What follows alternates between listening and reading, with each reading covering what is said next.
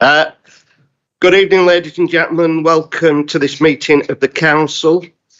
Can we also welcome Sarah Bullock, our new Deputy Chief Executive, who will be starting with us in January? Thank you. You can give us a wave if people don't know who you are. Before we start the usual proceedings, I'm sure you'll have been saddened to learn of the death of the former councillor, Fred Cooper. I would ask you now to observe 1 minute's silence.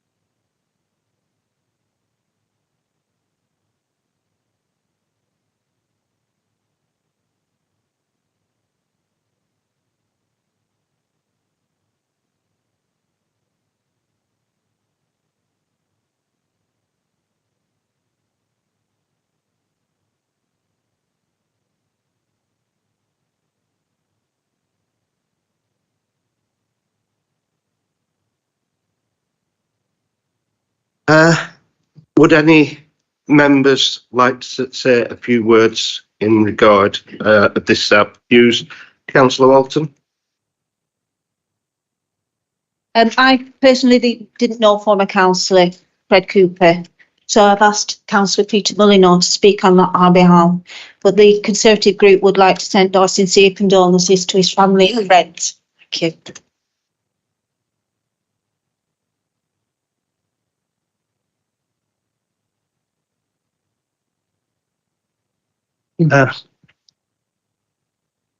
I've known Fred not that long. He's a long-standing member of the party, an ex-mayor of South Ribble, and a really good councillor. Over the years, he's done a lot for the area where he represented Bamber Bridge, and he's well thought of all over that area and through the Conservative group and party itself. I attended his 100th birthday party, where he was going strong at the time. Had a really nice day. Was presented with an award for his service to the party and to this council, and obviously he's going to be sorely missed. And I'd just like to say to everyone here, if any of us could do or work the same as Fred did, I think we would serve the borough in an excellent manner. Thank you. Thank you. Councillor Foster. Yes, thanks, Mayor. Just totally associate everything that the Deputy Mayor has said. It's one of the very rare occasions where there's actually nobody within the current Labour group that actually had the privilege of meeting Fred. He's well known in Brigg. He has been for a number of years. Those that know that he used to own butchers on Station Road, and and all the feedback we get is exactly as Councillor Molyneux said. He was a thoroughly decent gentleman, councillor for Bamber Bridge Central, as it was at the time, and the Labour group and the council send our deepest condolences to his family. Thank you. Thank you. Councillor Howarth. Yeah, likewise, it's a rare occasion when I stand up and I don't actually know somebody who has sadly passed away as a former member of this council. We were looking along the corridor there for a photograph of former Councillor Cooper, and we can only likewise send our condolences to his family and to all of those who actually knew him. Thank you. Is there anyone else who wishes to speak? Councillor Phil Smith. Thank you, Mr. Mayor. I did know Fred, knew Fred reasonably well, going back quite a few years. And Councillor Foster's quite right. He had a butcher's shop in Bamber Bridge, and he stayed there until he had to go into a nursing home in Lostock only 18 months ago. So he'd been around a long, long time.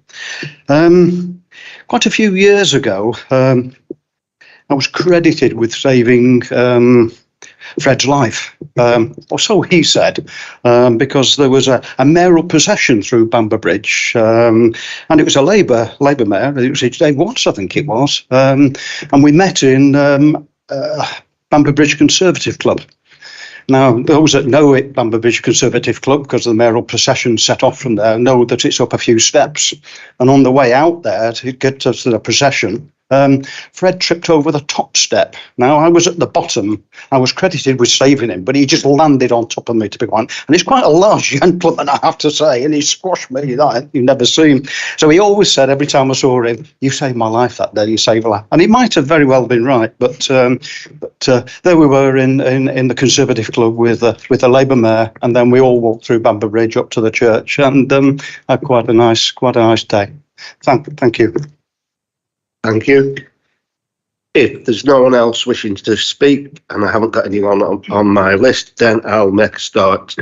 I'll start with the domestic arrangements for the meeting. Due to regulations surrounding voting, only those members physically present are able to vote. Mobile devices, please ensure that all electronic equipment is either on silent mode or switched off. There are no planned fire alarms, so if it does sound, please follow me out the doors. The meeting is being live streamed during open session for members of the public to watch. If you would like to speak, please press your microphone to let me know. When I invite you to speak, your microphone will turn red. Please do not obstruct your mouth to ensure that anyone reading can do so. If anyone is having an issue, please let Democratic Services know. Some points of procedure for members, and to remind myself, as ever, members asking a question have a maximum of 3 minutes and may ask one supplementary question directly related to the original question for not more than 2 minutes. When speaking on an item, all members must address the issue under debate. No speech may last longer than 5 minutes without my consent. A member who has spoken once on a motion may not speak again while it is being debated, except in specific circumstances. Also, individual members of the public will be restricted to speaking for a total of 5 minutes during the whole of the meeting. Okay. I'd like to start with the presentation for Long Service Award. Unfortunately, we were not able to present this award in March. However, I'm delighted to congratulate and present former councillor Carol Woolridge with her 12-year service award. Carol, come through.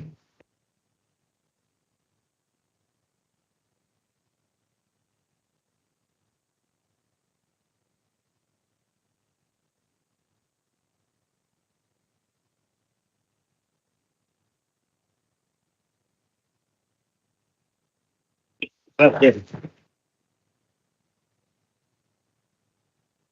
Right. Apologies for absence. Are there apologies for absence? Apologies are being received from Councillor Buttery, Councillor Bell, Councillor Wharton-Hardman, Councillor Pillinger, Councillor Ashton and Councillor Flannery, with some of those joining on Teams. Thank you. Declarations of interest. Members are reminded of their responsibility to declare any pecuniary interests in respect of matters contained in the agenda. Are there any declarations of interest? Start with Michael Green. Yeah, thank you, Councillor. Mr Mayor. Can I declare a non-pecuniary interest in respect of items 12 and 18? Item 12 is a collaboration agreement between South Ribble Borough Council and the County Council with an attached sum of funding which is coming from the public health budget, for which I'm the portfolio holder. But I will stay in for the discussion on that item. Item 18, the city deal, again, non-pecuniary interest, but I will leave for that item, as I would expect other duly elected members to do. Thank you. Thank you, Councillor Green. We now have Councillor David Howarth. Thank you, Mr Mayor. Yeah, non-pecuniary interest in item 18. I'm not a decision maker at the County Council, and I will be staying in for that debate. Thank you. And Councillor Matthew Tomlinson. Yes, thank you, Mr Mayor. Again, the same item. I'm also an elected member of the County Council, and no matter what Councillor Green expects, having read the advice from the officers, I'll be staying in and taking part in that debate. Yeah, thank you. Moving on to minutes of the last meeting. This item is for decision. Can I please ask the leader of the council, Councillor Paul Foster, to propose the minutes be approved? Okay, is that seconded? Are there any questions on point of accuracy? Councillor Karen Walton. Thank you, Mr Mayor. Yes, I've just got a couple of queries about the minutes. Item 37 on page 9 about music in the park. The resolved vote, 28 for, 1 against and 16 abstains, plus 4 members absent equals 49, and my vote wasn't recorded. Check the voting records and get. Sorry? We can check the voting records and get. Okay, we'll check the voting records and get back Yes, to you. okay. Councillor. And questions to the cabinet member on page 13, Hope Terrace car park, and it isn't Hope Street car park as it is in the report. Okay, thank you. Are there any other questions? No. Sorry. So we're there. We're ready to vote. Please use your buttons for, against, or abstain, and press now.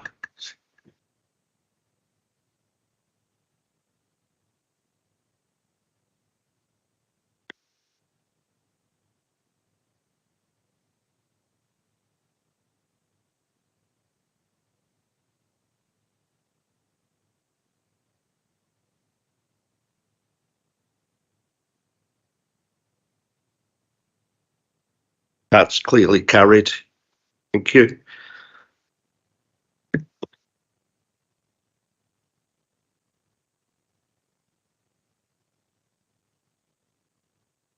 Okay, I'll move on to the Mayor's announcements. Can I start by thanking everyone who attended my quiz night in September?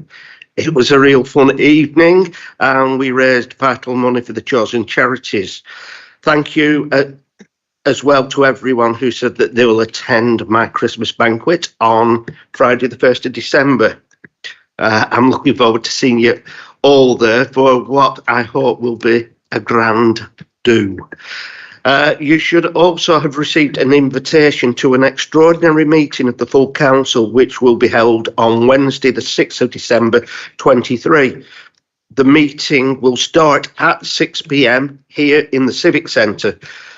The purpose of the meeting is to confer the freedom of the borough on former Mayor and Councillor Cliff Hughes MBE in recognition of his distinguished and eminent service rendered to the borough and the high esteem in which he's held by this council and the residents. The meeting will also confer the title of Honorary Alderman on former councillors Derek Forrest, John Hesketh, David Southers and Mick Titherington for the services to the council and South Ribble. The meeting will be followed by a reception and buffet supper. We would be grateful if you could please confirm whether you will be able to attend and the name of any guests you would like to bring. Please contact my secretary, Louise Bamber, or Darren Cranshaw for that. There's also still plenty of time to book onto the Leyland Band Christmas spectacular on Sunday, the 17th of December at St Mary's Church. I believe they have fixed the heating now. It's always such a wonderful evening of music performed by the Leyland Band. And if you are interested in attending, please contact my secretary.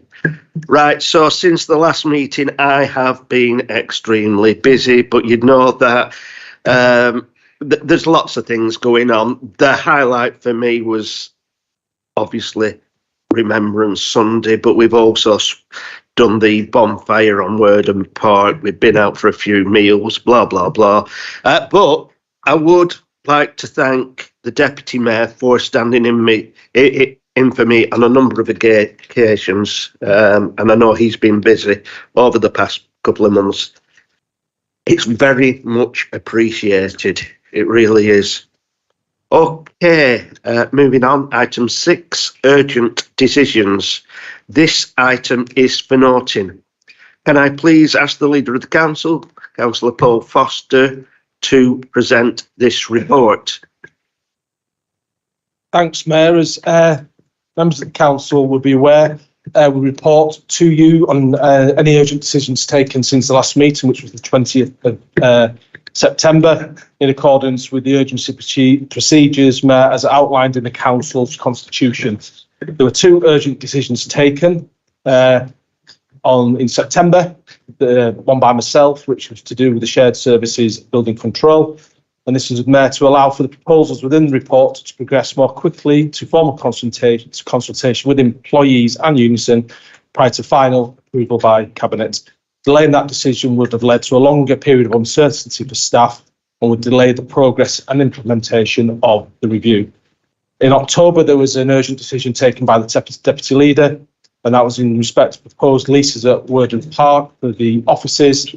And the Director of Customer Digital asked us to expedite this decision in the drafting of the leases due to the upcoming King's coronation celebration at Wordham Park. I ask Council to note the decisions. Thank you. Thank you. Is that seconded? Are there any questions from members of the council? Can't see any. Can we note the report, please? Item 7, this item is for noting. Can I please ask the Leader of the Council, Councillor Paul Foster, to present his report of the Cabinet meetings held on the 11th of October and the 15th of November? Thanks, Mayor. The details within the agenda item, but very briefly, there's been 2 meetings of the Cabinet. The first on the 11th of October 2023, where the Cabinet awarded the contract replacement for the equipment at Withy Grove Play Area.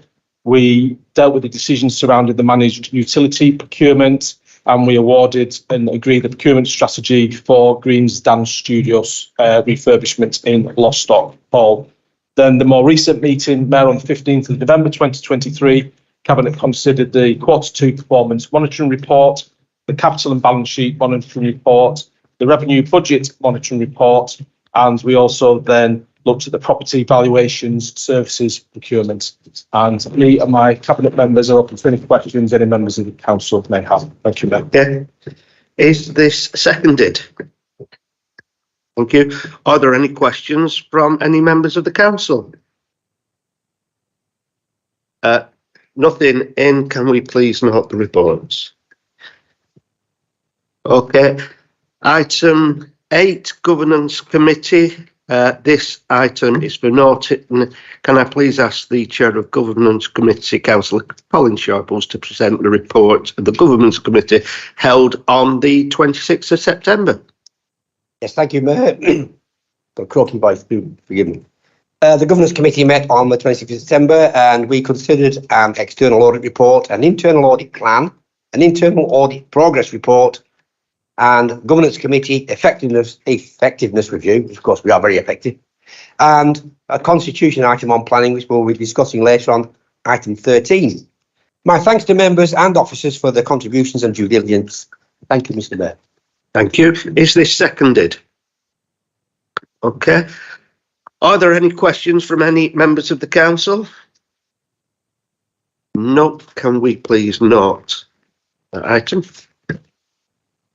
Okay, scrutiny committee, this item is for noting. Can I please ask the Chair of Corporate Performance Budget Scrutiny Committee, Councillor Will Adams, to present his report of the committee meeting held on the 8th of November. Thank you, Mr. Mayor. I'm happy to present this report. As the document shows, the recommendations are in there. I'm happy to take any questions. Thank you. Yeah, thank you. Is this seconded? Okay. Are there any questions from any members of the council? Nope. Can we please note the item? So item 10, South Ribble Corporate Strategy Refresh. This item is for decision. Please can I ask the leader of the council, Councillor Paul Foster, to present the report. Thanks, Mayor. Wish me luck. I have got my varifocals on and I struggle with them, so I can't read and see you at the same time now, unfortunately.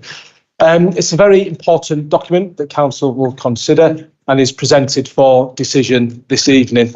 Rather than go through the documents in detail, which members have had for some time, if it's okay with you, I'm just going through the executive summary.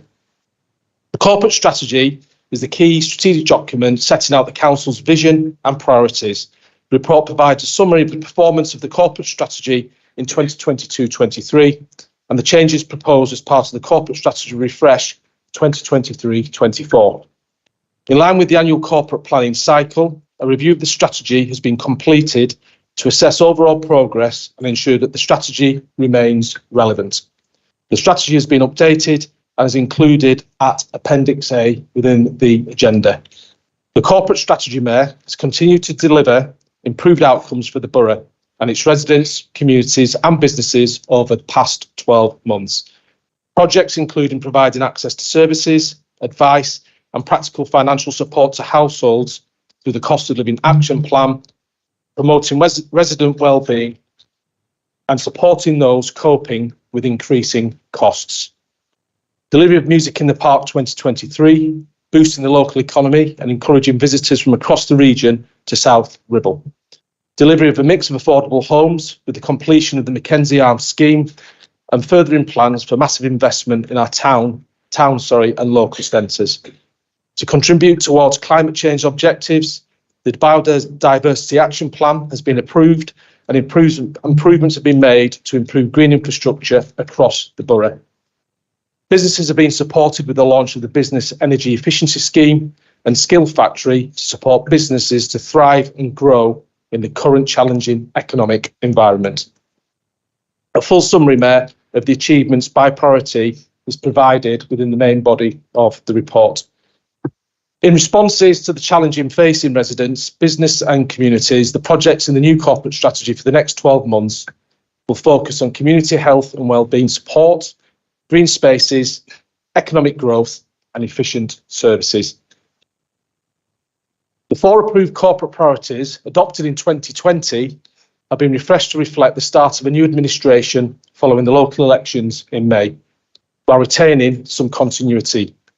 Those 4 are an exemplary council, healthy and happy communities, opportunities for everyone, and green and clean neighbourhoods. Performance measures that help us to know how we're getting better and whether we are achieving our long-term goals have been reviewed and updated. Indicators have been amended and targets updated to reflect performance over the past months, as well as to better align to our future priorities. It's my absolute pleasure, Mayor, to commend this refreshed corporate strategy to Council and propose its adoption. Thank you. Thank you. Is this seconded? Seconded. Okay, thank you. Oops, why am I turning myself off? Are there any questions from any members of the council? Councillor David Howarth. Thank you, Mr. Mayor. It's not so much a question as a comment. I do look forward to this corporate plan coming to scrutiny, because that's the place where we can really ask some pertinent questions as to the content of it. I have to say I'm somewhat disappointed, because I would have thought that a corporate plan was to objectively set out what you aim to achieve in the future. Unfortunately, this corporate plan, like previous ones, is full of speculation and self-congratulatory nonsense, like Music in the Park was a great success, and it brought all this money into the local economy, and so on and so forth. And we've had statements like this in the past where you're congratulating yourself for setting up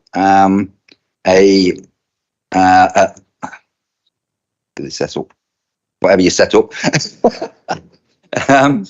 But congratulating yourself on setting up the credit union when you didn't. You actually brought a credit union in from outside, and we had to correct you at scrutiny then. So we will be abstaining on this side, and we will look forward to this document coming forward to scrutiny, where we can ask pertinent questions on the actual substance and not the speculation. Thank you, Councillor Howard. I now have Councillor Will King. Thank you very much.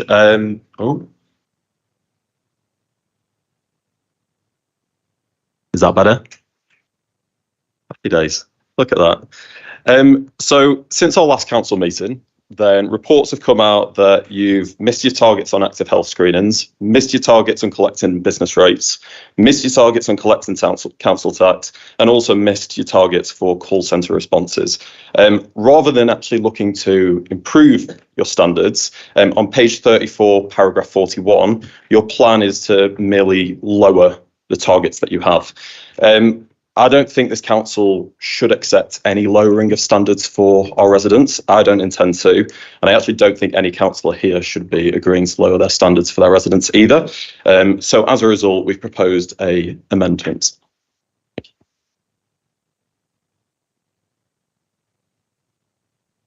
Yeah, Just to read the amendment. absolutely. And the amendment is? You need to read you need to let people know what the amendment is. That the corporate strategy 2023-2024 to 2024-2035, that's a bit of a mouthful, be approved, but the target remain at 80% for the indicator for customers being satisfied with the service that they receive from the council. Thank you. Is this seconded, Councillor Michael Green? Mr. Mayor, happy to second that. Reserve the right to speak later. Absolutely. Whoops. So we go on to discussion on this amendment. Is anyone wishing to speak on or against this amendment? Councillor Paul Foster. Thanks, Mayor. As what I'd say to Councillor King is he knows some of the comments he's just made about the indicators are about equates 0.1% of collection, which I think worked out to be about 16 quid. But, you know, and we debated that long and hard. I'm satisfied, more than satisfied, that through the huge challenges local government face and our community face, that this council's performing well. What I'd say to Councillor King is he's had this document for a week now, and if he'd bothered to contact me to discuss this issue, we could have considered it. I'm not allowing an amendment to a corporate strategy on the hoof at a council meeting, so we're not accepting the amendment, Mr. Mayor, and we wish to take it to the vote if we may. Thank you.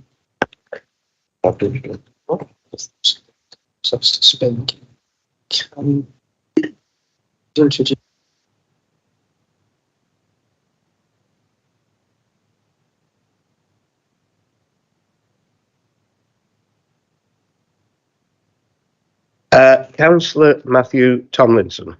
Can I just second that we move to the vote? Yeah. I'll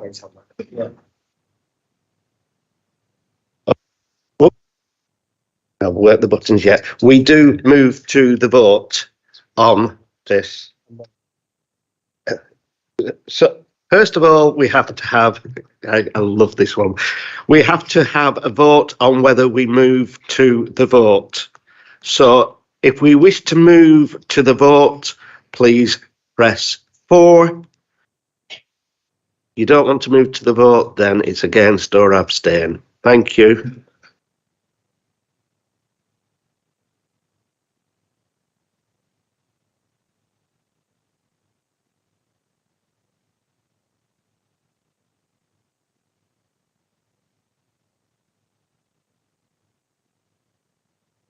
Okay. That is clearly 4 moving to the vote on the amendment.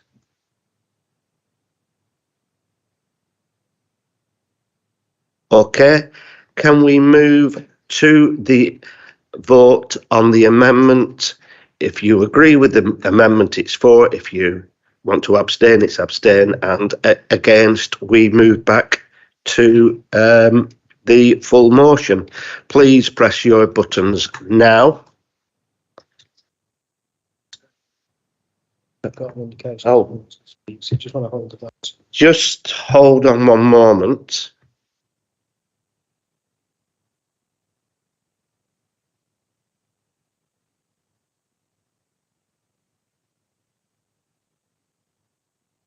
Right, I'll take it from you. Okay. I have an indication that Councillor Green, Michael, wants to speak. We'll allow it. Mr. Mayor. For allowing me the right to speak. I'm sure a few other members would have liked to have spoken, but unfortunately, we've got a leader that believes in shutting down debate every time he doesn't like what anybody says. The proposal before us this evening, Mr. Mayor, in this amendment is a very clear proposal from Councillor King. He's not criticising lots of points which are contained within this strategy. There are things in the strategy with which we might not fully agree. We might wish to approach in a different way, but he's not taking that as the amendment.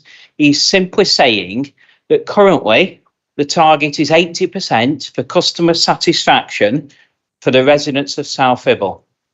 What is being proposed by Councillor Foster's Labour administration is to reduce that satisfaction level down to 70%. It's 10%, or you could argue it's more like 12% from what the 80% target is. That's not acceptable. I would hope that all 50 members would find that not to be acceptable for our residents. We are a council that surely strives for quality services for our residents, particularly vulnerable residents in this council. And I would have expected Councillor Foster to be actually standing up for vulnerable residents. Our services are so important to these residents, and to actually accept that we are prepared to go down a level, down a full 10 marks or more, in terms of what we provide to the services of South Ribble, be they in Bamber Bridge, Leyland, New Longton, Gloucester or anywhere else we choose to pick, I find to be totally unacceptable. Councillor King's amendment is more than reasonable, and I would just urge all councillors to actually support this amendment tonight. Let's strive for better services, or indeed just strive to keep to the services which this council expected, not accept a significant reduction. This is not what this council should be about, and it's not what we stood for election in May. And I don't believe any council in this chamber stood for election in May on the basis of delivering worse quality services to the residents of South Ribble. Colleagues, please, let's stand united and support Councillor King's amendment. Thank you. Okay. I did allow that after discussion because Councillor Michael Green had reserved the right to speak again.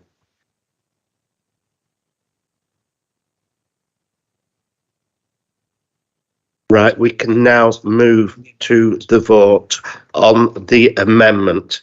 If you agree with the amendment, please press 4, abstain, or if you are against the amendment, the buttons in front of you. Thank you very much.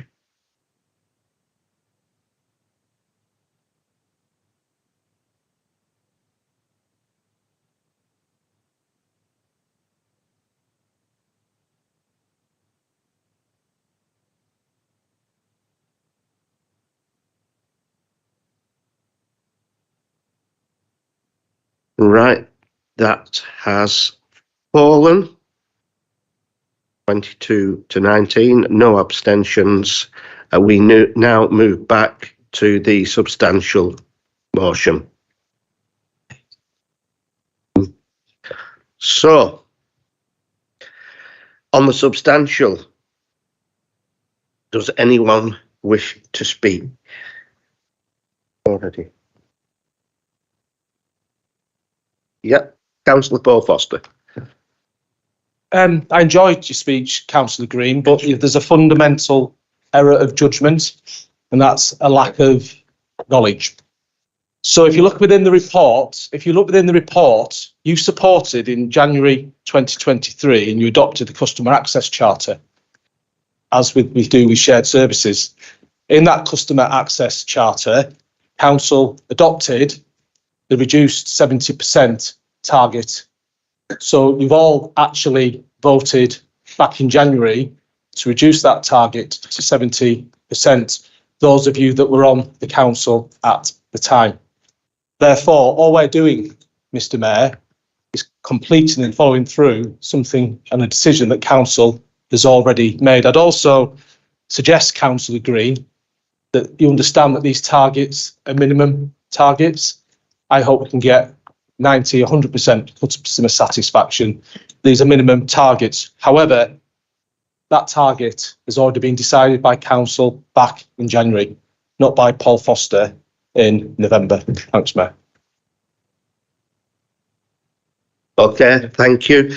I allowed Councillor Foster to speak because no one else wanted to speak, and that was his summing up. So, unfortunately, Councillor King, I will not be. No. This is open debate. This isn't questions. So we would move through to the vote on this. So for, abstain or against, please vote now.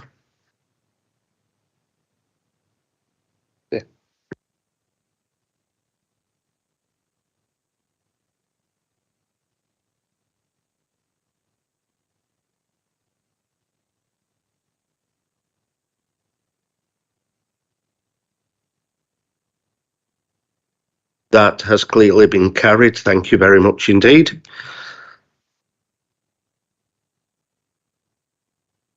Okay, we move now on to item 11, Statement of Community Involvement. This item is for a decision. Before I ask the Cabinet Member for Planning, Business and Support, Councillor James Flannery, to present the report.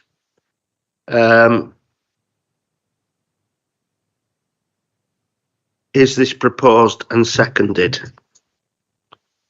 Proposed by Councillor Foster, seconded by Councillor Bielski-Gensky. Right. Okay. So it has been seconded. Councillor James Flannery would like to present the report.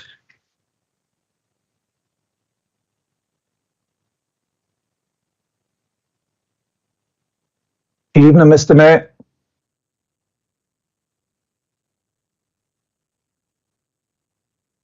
You're loud and clear, Councillor Flannery. Thank you, Mr. Mayor. Evening, everyone.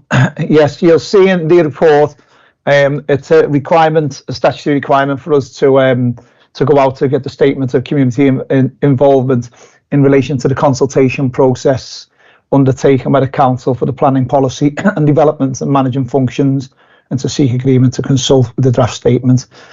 So therefore, we are bringing this statement to council to approve the public consultation. There's no decision on this. It's just, can we ask council this evening to approve the consultation with the residents, the communities and the stakeholders, so they can have an opportunity to be involved from an early stage and offer comments to improve the document. Thank you, Mr. Mayor. Thank you very much. Are there any questions from members of the council? Councillor Mary Green. Thank you, Mr. Mayor. Councillor Flannery, I have put an amendment through, a proposed amendment on this issue. At the last planning meeting, it was raised that it was going to be 4 weeks for the consultation. And I raised at a planning meeting, I requested that we extended that 6 weeks to allow chance for other groups such as parish councils, etc., to have more time, because they don't meet as often and they may not meet in that 4-week period. On reconsideration, and it was accepted at planning, On reconsideration, though, I feel that 8 weeks might be more appropriate on this because obviously we've got Christmas and New Year coming in between, where residents are very busy, councils are very busy with a lot of events and things going on around this period. And it's in the taste of transparency and fairness to everyone in the borough, being able to do a consultation to its full potential, which is what we want. I would ask if it would be possible to have it for 8 weeks instead of the 6, as I previously requested at planning. Obviously, it depends when it's going to start, but if it is over that period, I feel that 8 weeks would take it over the very busy period and into January. Thank you for your indulgence, Mr. Mayor and Councillor Flannery. Thank you. That's not a problem. Can I just ask you to state your amendment? Right. Where? Yeah, it's just to say to amend paragraph 47 of the report to read consultation on the draft SCI will be held for 8 weeks.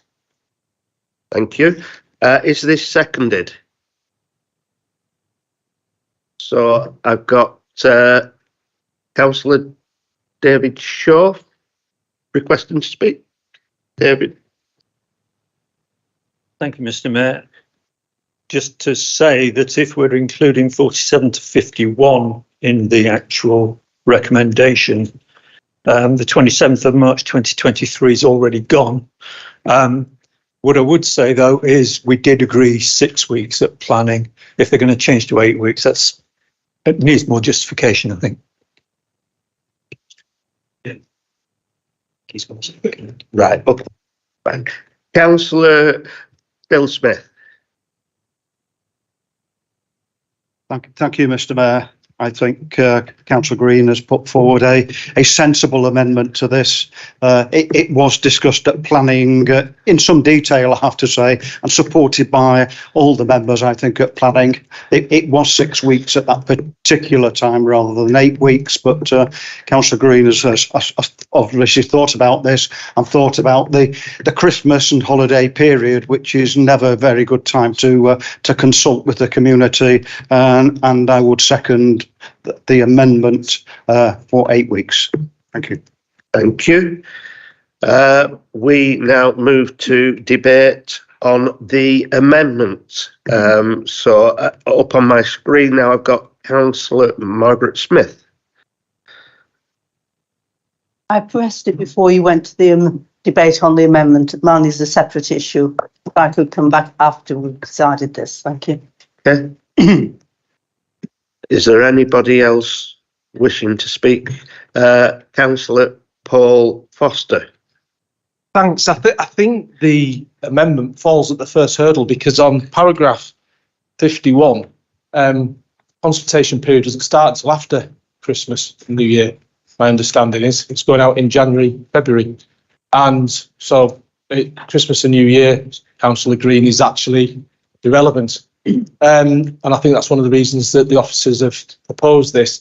My concern here is, I'd quite like Councillor Flannery to jump in here, if I may, Mayor, through you, is we've got tight deadlines in regard to the production of the local plan, and any extension consultation period could impact on our ability to go out to the next major public consultation stage of the local plan. So we need to be very careful here. The officers have considered this in great detail, and the proposals are there laid in front of us. But perhaps, Mayor, through you, Councillor Flannery might be better to add to that. Thank you.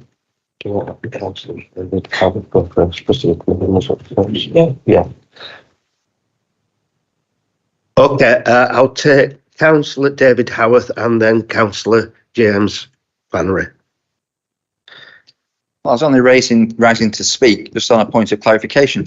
You say that officers have considered this in great depth, but it would appear that so too the planning committee, and all sides of the planning committee, if I'm hearing right, felt that 6 weeks was the best period. So we've had an amendment for 8 weeks. we seem to have a report that says 4 weeks and a planning committee that wants 6 weeks. If somebody could just clarify, are we now voting for 4 weeks or 6 weeks? Is the cabinet member or the author of the report prepared to accept the recommendation of the planning committee? So please check.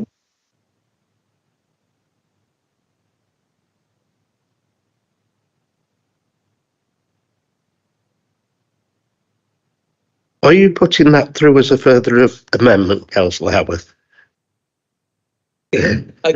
Just for clarity. Play musical amendments, then I'll propose 6 weeks in line with what the planning committee clearly indicated they would like to see. Thank you. Thank you. Right, so we now move to the sorry, Councillor Flannery, I was going to bring you in. I do apologise. I've got the screen up here. So, Councillor Flannery. Thank you, Mr. Mayor, and thanks everyone for your comments. I appreciate them. But we did discuss this, and in terms of the process, Councillor Foster's absolutely right. We have got a tight deadline in terms of the local plan. The Christmas issue isn't an issue because it's post-Christmas, but for consistency and for fairness, and you know, I'm more than happy to meet people to take these considerations early than the full council. But 6 weeks is what the planning committee has recommended. I think that's only fair. The chair of the planning committee, you know, is excellent at his job, and if that's what's come through, I just think it should have been fed through to the report, and then we all wouldn't have had this debate. So 6 weeks seems to be the reasonable suggestion, and I think we should go along with the 6 weeks. Thank you. Yeah. So. Yeah. Yeah. Let's see what Mary's got. Yeah. So, Councillor Mary Green. Thank you, Mr. Mayor. Yeah. I did say that it depended when it was starting. So the fact that it's going to start in the new year may lend itself to the fact of going with the 6 weeks. And I think our group have agreed on 6 weeks is possibly the better decision, really, as we decided at planning. Okay, thank you. Okay, thank you. Councillor Bill Smith, and then I'm going to work my way through the amendment and the voting system that we have here. Okay. Yeah, thank you, Mr. Mayor. I agree with Councillor Green. Withdrawing the amendment of 8 weeks, would be quite happy with the 6 weeks. So if that needs a proposal for 6 weeks, I would propose or second Councillor Green's of 6 weeks. I think that's already been seconded over there. Yeah. Councillor Foster. To hopefully help, Mayor, I understand that the cabinet member and we propose a second, we'll accept the amendment of 6 weeks. I'm not certain that needs to go to the vote, and therefore we should be able to make progress fairly quickly now.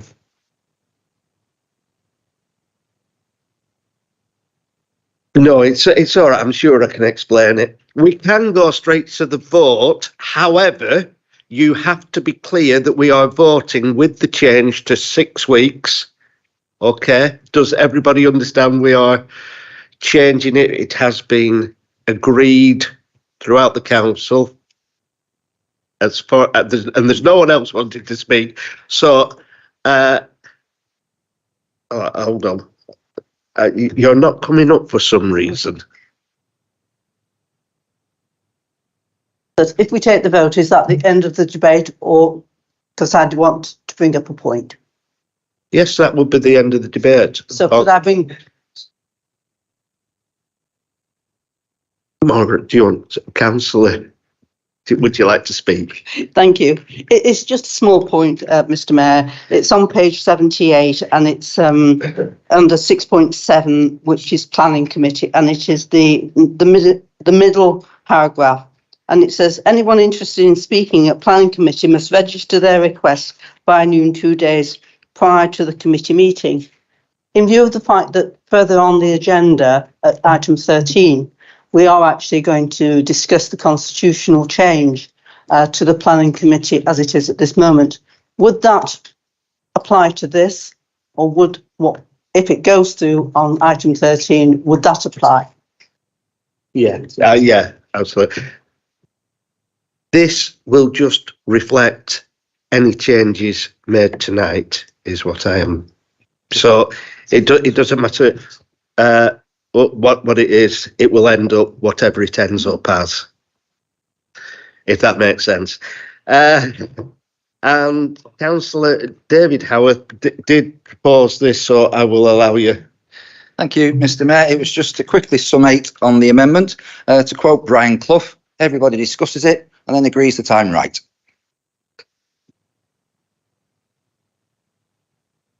I'll just move on. Can we move to the vote and understand that it is for a 6 weeks period? Please vote now, for, abstain or against, and push your buttons now.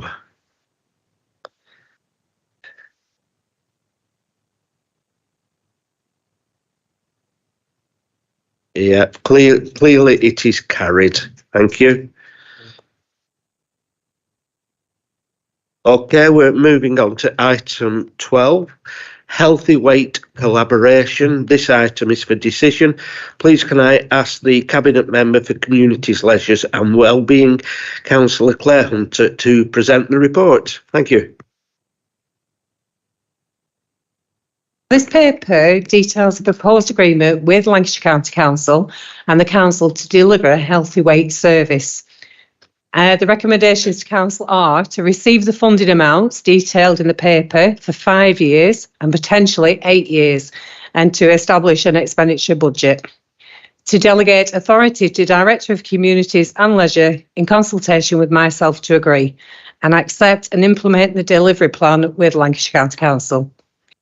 The prevalence of overweight and obesity in Lancashire is worse than the English average, and this can be caused due to depravity in certain areas and other issues. In Lancashire, cardiovascular disease is well above the English average, and the risk of CVD is increased by being overweight and obese and physically inactive.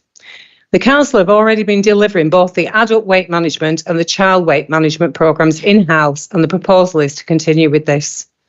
Addressing unhealthy weight is complex, and that is why we're taking a holistic approach to education, which involves energy balance, portion sizes, food groups, new routines and habits, food labelling, nutrition, sleep, well-being, alcohol use and physical activity and maintenance. With the child programme, we take a whole family approach, which not only includes physical activity, but cooking classes, food education and healthy lifestyles. After school activities will continue working the schools in our areas, making healthy options fun and recognising the importance of activity. This paper demonstrates the added value that a district council can provide with such an additional support beyond the programme, linking people to our social prescribing service, leisure centres through our leisure cards, weekly scheduled walks, and for children to our holiday activity programmes. I'm supporting the approval and the recommendations, as I believe that the positive-based interventions with our active health team delivers, will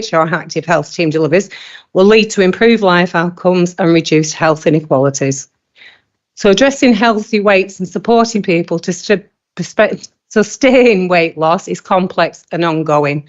So it'll be 7-week programmes, very holistic programmes, including energy balance, portion size, food groups, new routines and habits, food labelling, sleep patterns, well-being, alcohol, physical activity, and the maintenance of this, including encouraging walking groups, cycling groups could be encouraged, any low-impact physical activities. So this is not going to be just a 7-week programme and then just left to your own devices. With working in collaboration, we can follow this up with our newly appointed active health weight coach, set up associated WhatsApp groups, and follow up with our social prescribing and active health teams, including introduction to our leisure centres, which could include prepayment on our leisure cards, encouraging people and families to pursue active pursuits. So the recommendations are to receive the funding amounts detailed in the paper for 5 years and potentially 8 years, and to establish an expenditure budget and to delegate authority to Director of Communities and Leisure in consultation with myself to agree, accept and implement the delivery plan with Lancashire County Council. Thank you. Thank you, Councillor Hunter. Is this seconded? Seconded, thank you. Right, are there any questions from members of the council? Councillor Karen Walton. Thank you, Mr. Mayor. We support the recommendations of the Healthy Weight collaboration to ensure that this council is able to provide a service to address healthy weight and positive interventions leading to improved life outcomes and helping to reduce health inequalities. Lancashire County Council have provided the funding for a minimum of 5 years, over £345,000, and a possible extension of over 5 years with a funding of over 552,000 to South Ribble, which is important to deliver the services and work in partnership to provide a long-term approach to improve outcomes for all our residents of South Ribble, who are the best place to understand the needs of our community. Thank you. Councillor Michael Green. Thanks, Mr. Mayor. Can I support the comments that have been made by Councillor Hunter? Obviously, this is within my portfolio at the County Council, and there's a lot of work that we are doing on this agenda. Councillor Hunter is right. The figures are not acceptable. So the number of Year 6 children in Lancashire that are overweight or obese, I think, is at 36.8, which is very, very similar to the English average. And it's similar in South Ribble as well. So whilst you'll normally look at maps of South Ribble, and there'll be differences between the wards, but if you actually look at South Ribble for this particular issue, there's a category that says 29 to 42% of children are overweight or obese in the ward. Every single ward in South Ribble is in that category. So we've all got issues, whichever community we represent, and it's incumbent upon us all to make a difference. So whilst there's so much that we can do at a county council level, it's important to work with the 12 districts. It's something which I really believe in. Partnership working is the best way to deliver results on agendas such as this, because a county council, for instance, is responsible for certain services. On the other hand, the districts, and in this case, South Ribble, is responsible for other services, but working together, we can deliver a better outcome. So wholeheartedly support this approach and happy to support the recommendations before us this evening. There was just one which I did take exception to, which I think was paragraph 7, which I didn't quite accept. But putting that issue to one side, I think this is a sensible approach, and hopefully it will be supported this evening. And I look forward to working with Councillor Hunter moving forward. Thank you, Mr. Mayor. Thank you, Councillor Green. Councillor Matthew Tomlinson, please. Yes, thanks. I'm really pleased that it seems we're going to have some unanimity on this and we can vote it through. It is really positive. I would say, as the finance portfolio holder and as someone who was at the recent performance and scrutiny budget meeting, members have to be very clear that while South Ribble is the best placed to deliver this, because we know our residents best, we'll be doing it with money that's come from the county council that is time limited. And when that money runs out, it would be wrong to criticise South Ribble for not continuing with the programme. I think it's a great idea and a great programme.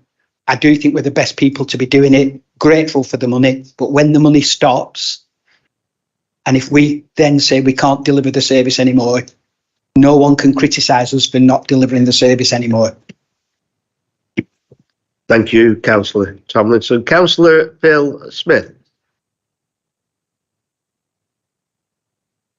Thank you, Mr. Mayor. I think it's quite a good programme, this, I have to say, and it's very far-thinking in the sense of county council. It's just not a one-year programme, it's a 5-year programme. And whilst it's a 5-year programme with a 5-year budget, it certainly will make some sort of impact, I have to say. And just aside to that, Mayor, it's not just children, this. It would appear with this that 64%, 64.2% of adults are overweight or obese. I'm just wondering, Mr. Mayor, about all the dinners that you're going to. Mayors normally put on a couple of stone during their year, whether you will need any help yourself. Thank you. In regard of that, I found out back end of last year I am type 2 diabetic. I go out walking 4 or 5 days a week, and since Christmas I have lost just over 3 inches from round my waist. But thank you for your concern. I now have no one else indicating to speak. So we will move to the vote. So as ever, it's for, against, or abstain. Please vote now.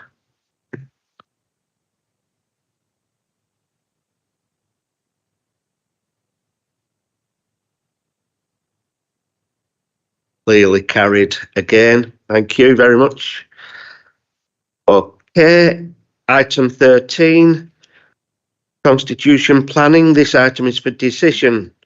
Can I please ask the Chair of Governance Committee, Councillor Colin Sharples, to present the report? Yes, thank you, Mr. Mayor. Apologies for my croaky voice.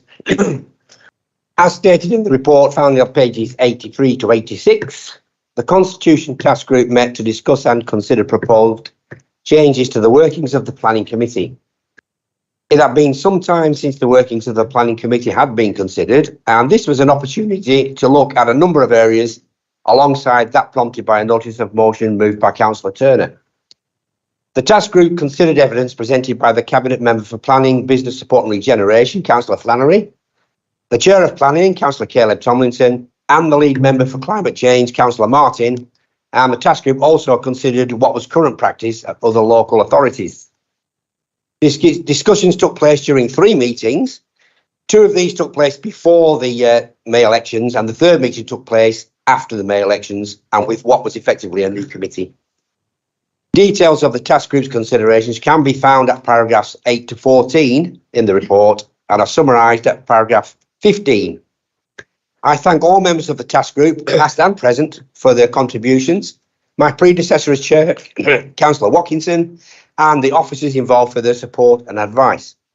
The recommendations are set out at paragraphs 2 and 3 of the report, and I present the report to Council for final decision, Mr. Mayor. Thank you. Thank you, Councillor Sharples. Is this seconded? It is. Thank you. Okay. Are there any questions from members of the council? And the first one I have is Councillor Aniela Belinsky-Calder. Thank you, Mayor. It's not a question, it's an amendment proposal. Thank you, Mayor. So I'd like to move an amendment on behalf of the Cabinet Member for Planning and Regeneration in his absence. The report be referred back to Governance Committee for further consideration.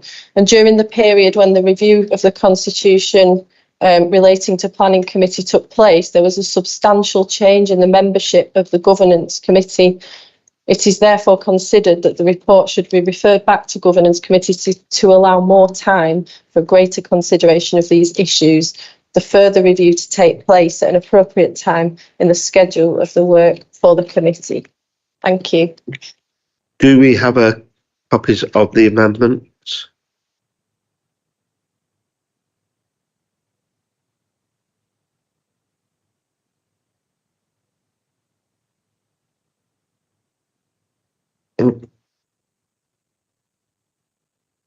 Thank you. Do we have a seconder? If I may, I wish to second it, and if you allow me, I'll reserve the right to speak at the end of any debate. Thank you. Okay, thank you. Councillor David Shaw. Thank you, Mayor. I was simply going to ask for clarification in paragraph 15, and fair enough, this may have all moved on, but the ward councillors in which planning application site is located must be notified before any decision is made. It doesn't actually say by whom, and the problem we had was that it was left to the member calling in rather than any of the officers to make that notification. So I just wondered if we could get the clarification that the officers will notify.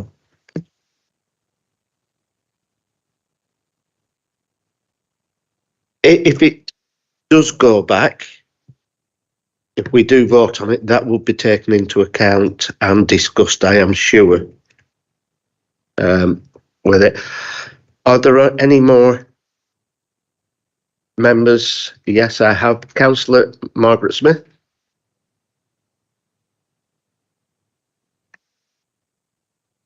Thank you, Mr. Mayor.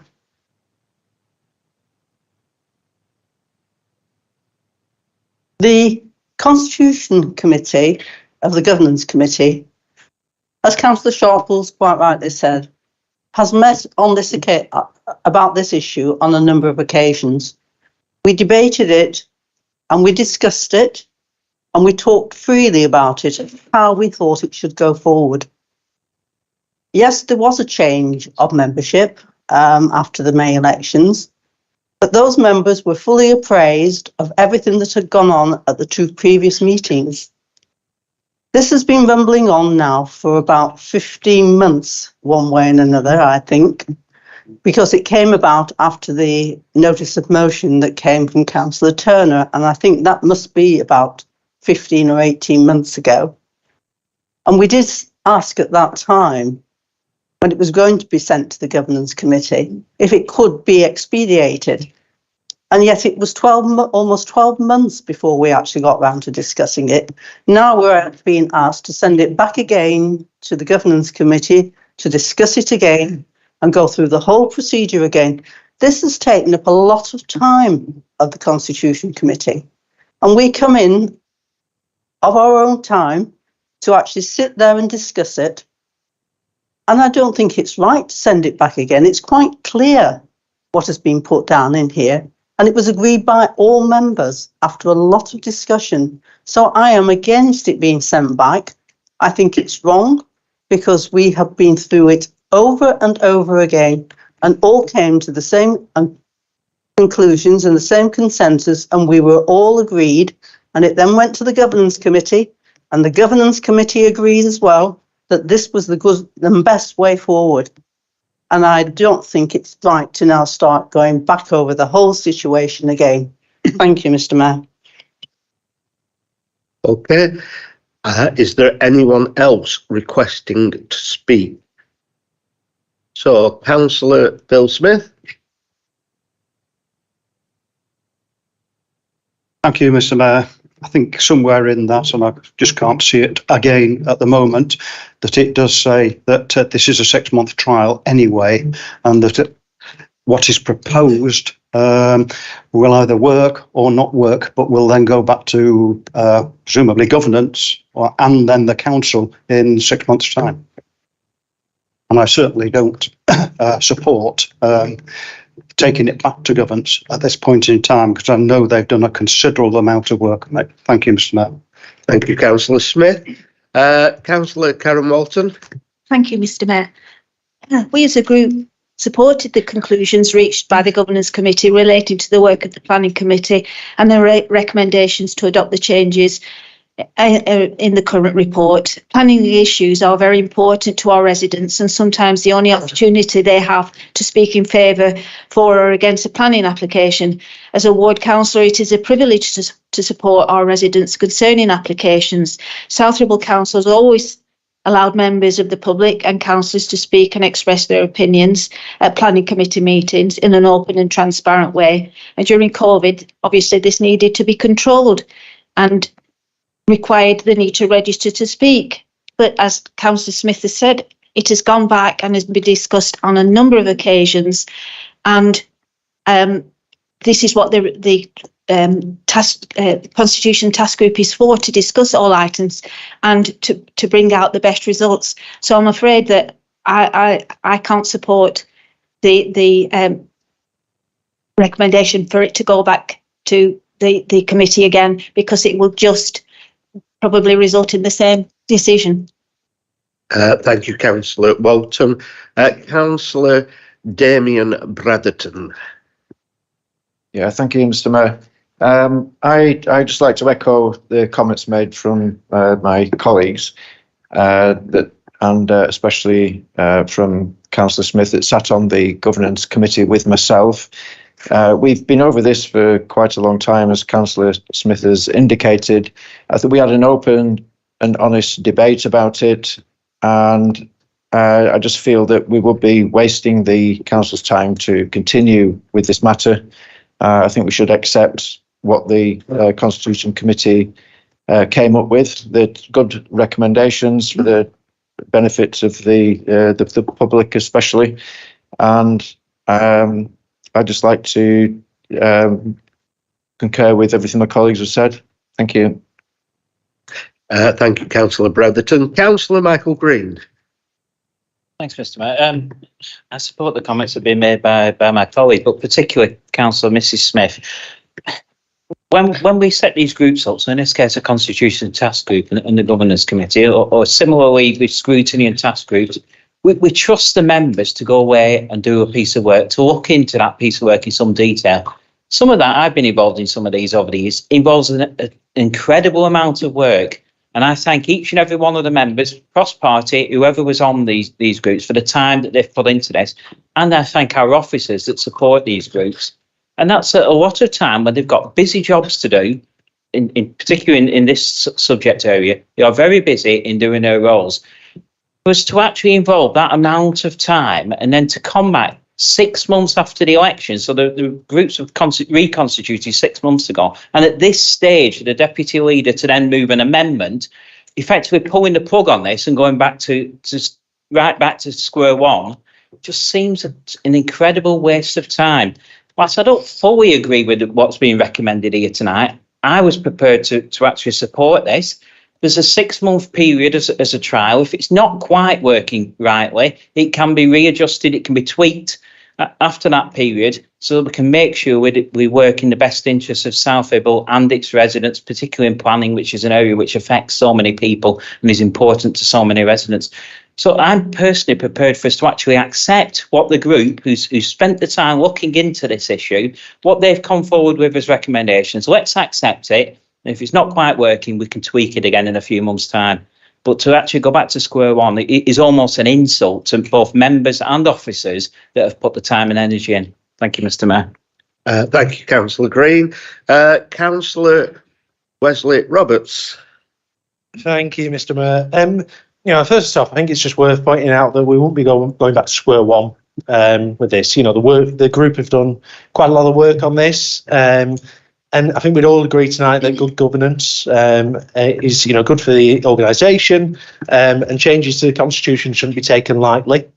I've been approached by a few new members of the planning committee, which weren't around before the election, and I think the new planning committee weren't engaged by the task force on this.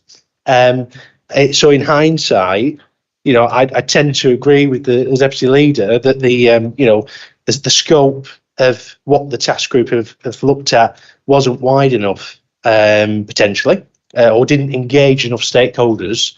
And I think, I always enjoy spending time with Councillor Smith and others on the Governance Committee. And whenever it's a committee, Councillor Phil Smith also comes. He's generally our one attender. But I think taking a little bit more time on this to make sure we get the right decision is good for the council, good for our residents. I think we could actually maybe add a bit more value here as well. I think that we've got a culture in the organisation that says the only way you can contribute to planning committee is by speaking at the planning committee, and we need to think, make a bit of stronger way for councillors and how they know how to contribute to planning committee without just speaking. And on that basis, I'd support the amendment tonight. I have no one else showing to speak, but Councillor Paul Foster did. You're okay? Are you? Okay, thank you. In that case, has he? Thank you. Councillor James Flannery. Thank you, Mr. Mayor. Thank you to the Deputy Leader also for presenting this tonight on my behalf, because I couldn't be in the chamber. We always try and strive for we say improvements in performance. Our planning committee, as I've mentioned before, is chaired excellently. In lots of respects, what's interesting about the debate tonight is I obviously did attend to give evidence to the task group, and so did the chair. But I didn't get asked about this, for example, because if I would have been asked about this, I would have commented on it. So all we're saying tonight is, and as Wesley just said, we're not saying go back to square one. We're just saying, look, there's some things in it which need reviewing. We need to check it. We need to, make sure it's right, and then come back. It's literally going back to governance again, for them to sort of ask the questions and bring it back. It's not the end of the world. We're just trying to improve it. But the baseline at the moment is that what works now currently in planning works well. And I think, I've sat on planning committee many a night and with colleagues across all the parties, and right now with the people given notice to speak and the numbers of people who are speaking, if you didn't have some control, you could be there till midnight. And that's not fair either. The welfare of councillors and officers is important. So I think it's sensible that we do send it back, and thank you everyone for your comments. Cheers.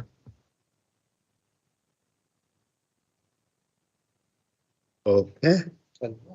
We take the vote to report that the report be referred back to the governance committee. Okay. So on that, are you for referring it back, or against, or indeed do you abstain?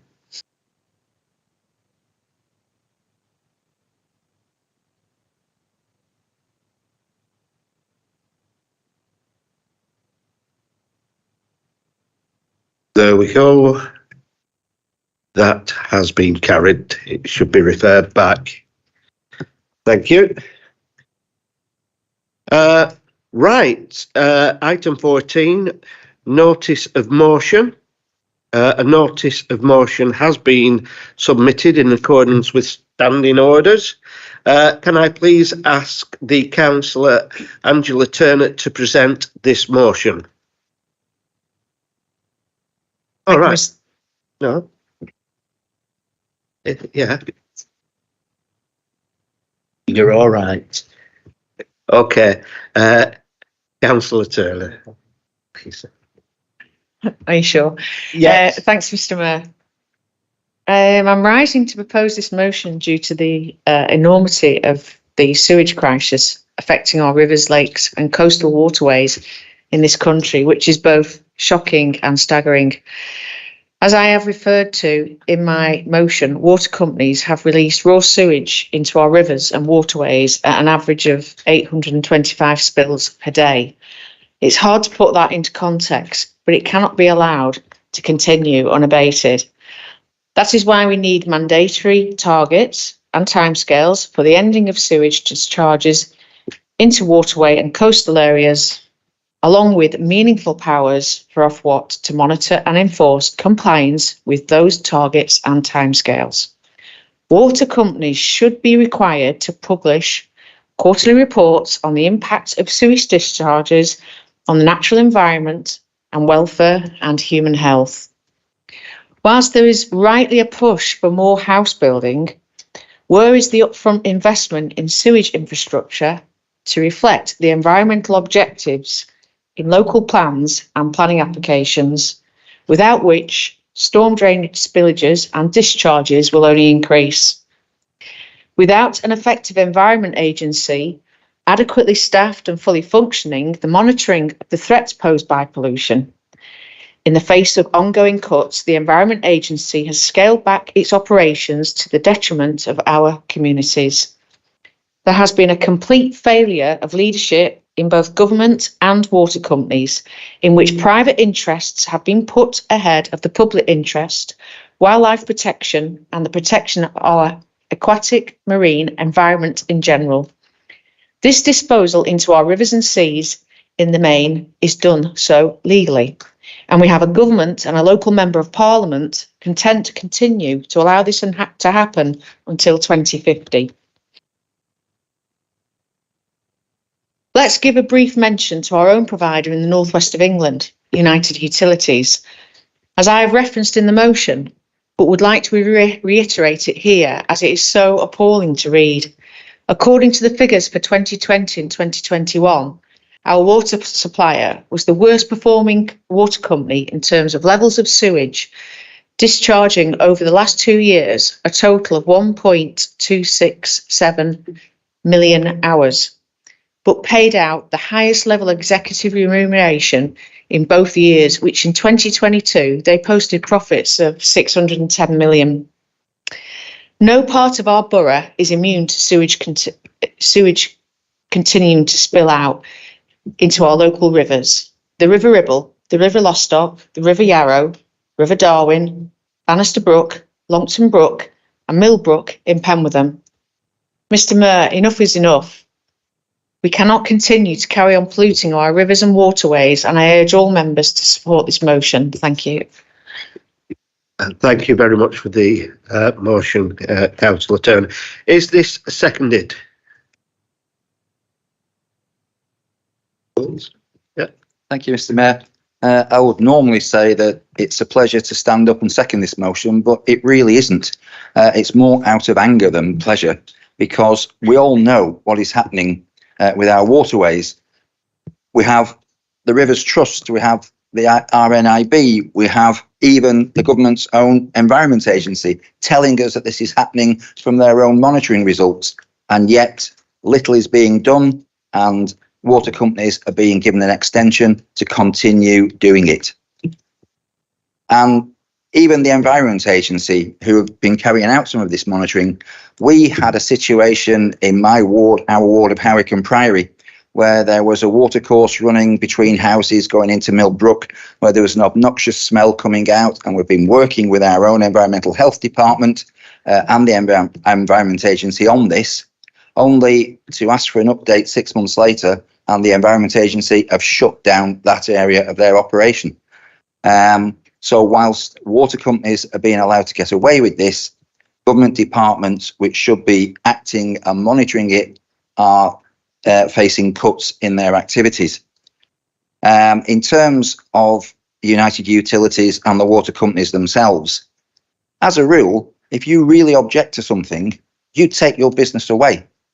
But the problem with United Utilities and the water companies is they are privatised monopolies. You have no choice. You either get your water and your drainage from their operations, well, or you don't. What do you do without water? So you can't even make a stand and take your business away from these companies because you have no choice. Meanwhile, their directors are being paid huge remuneration. The people who run these companies are getting huge bonuses, and it's our residents that suffer the cost.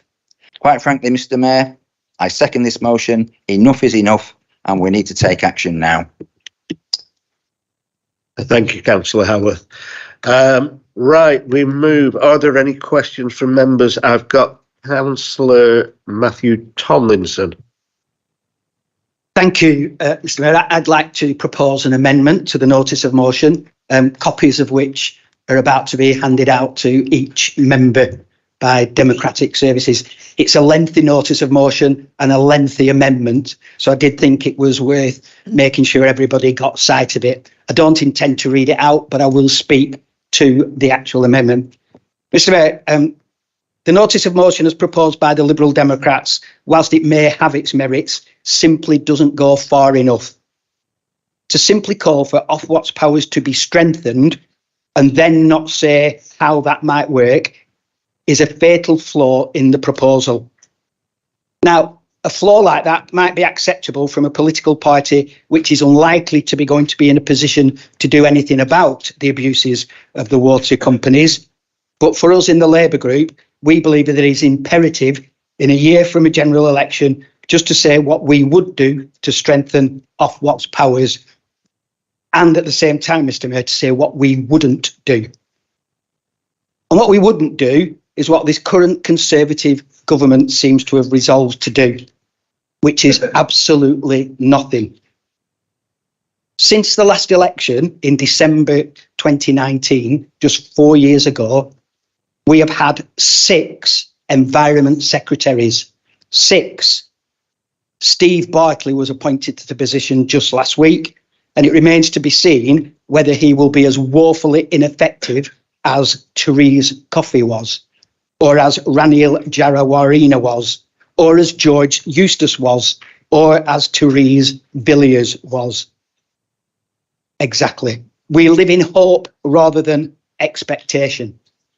This notice of motion actually comes forward in a week when the High Court has actually ruled that DEFRA's failure to protect the River Humber in Yorkshire was so bad as to be unlawful. A government minister acting in an unlawful way. While the water companies have racked up record levels of debt, whilst coincidentally paying out record dividends and paying record bonuses to bosses, this government and its roll call of ministers have wrung their hands or willfully refused to do anything about the shameful behaviour of these companies. Our commitment is that this will change after the next election. Labour's shadow environment spokesman, Steve Reid, has been clear and unambiguous about how a Labour government will address this shocking abuse of power, and I'm sure the majority of people in this chamber will back those calls. Finally, Mr Mayor, members will know I'm suggesting a further amendment at the end, which will change the wording of the motion, and this would ask the leader of the council to write to the minister, rather than the somewhat ill-defined council resolves to write to the council, to the Secretary of State. Mr Mayor, I move a Labour amendment. Thank you. Thank you, Councillor Tomlinson. Is this seconded?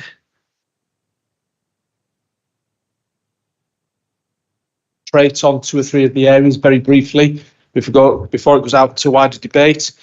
I'd consider actually this is a national disgrace, and I commend Councillor Turner for bringing this motion to council. And I agree with 90% of the statement that she and the motion that she put forward to council. But what Councillor Tomlinson is asking within the amendment, which perhaps you're going to read out shortly, Mary, is to ensure that water bosses will face personal criminal liability for extreme and persistent law breaking. Who wouldn't agree with that? Introduce severe and automatic fines for illegal discharges that water companies cannot ignore. Who would not agree with that? Force all water companies to monitor every single water outlet. Surely we would all agree with that. And finally, banning the payment of bonuses to water bosses who are found to pump significant levels of raw sewage into our rivers, lakes and seas. And I know, Mayor, either an officer or yourself is going to read out the amendments in full in a second, but consider this. United Utilities are currently putting forward proposals to add an additional tax for all us to pay on our water bills in the next 6 months, to pay them additional money to undertake their statutory undertaking whilst maintaining all their dividend payments to their shareholders. I think it is a national disgrace, Mayor, and something clearly that a new government needs to deal with and deal with swiftly. And I commend Councillor Tomlinson's amendment to council. Thank you. Thank you, Councillor Foster. Councillor Will King. Thank you. Is this working properly this time? So firstly, I would say there has been some work done in this area from the government. However, we do believe that there is more that needs to be done. We've stood up here today and we actually do welcome, and we would join you in the Lib Dems in terms of voting forward with this. There's some areas that we've discussed, but overall it's something that we actually fully support. What I do find a shame, to be honest, is this Labour amendment that's been put forward. This problem is far bigger than one individual. And I generally do believe that there's not a single person in this country that actually wants sewage dumped in rivers. There's nobody. But to try and amend the work that they've put forward to changing it from the council asking to write to the government to the leader, to make it egotistic.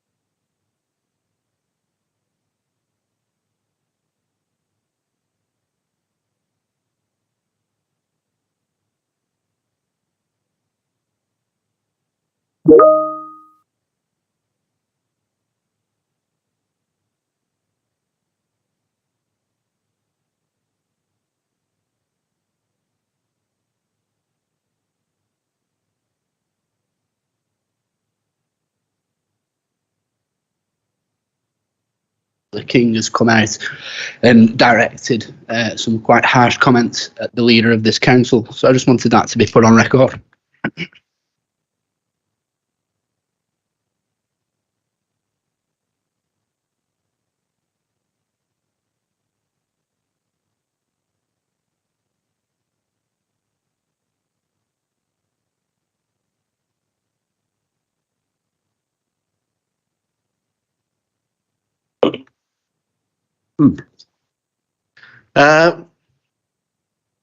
Apparently it is not against the Constitution. It's what we're... Yeah.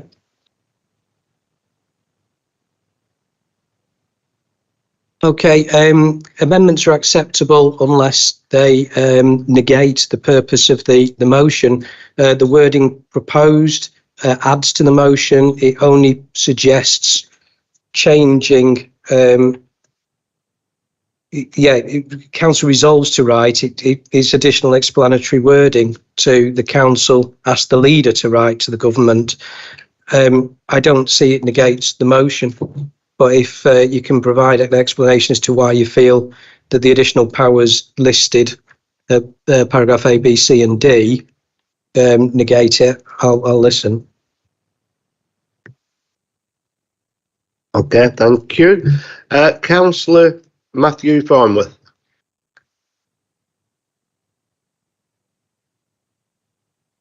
Group agree with the original motion. Have they raised the issue with the Member of Parliament for South Ribble? And if so, what did she say?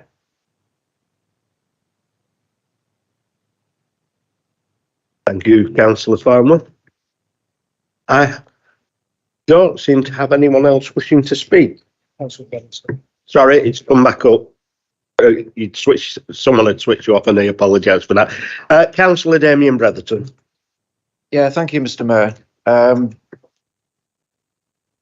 In our particular ward, Walton Liddell West, we have sewerage going into Hennell Brook as well. It's not mentioned on here.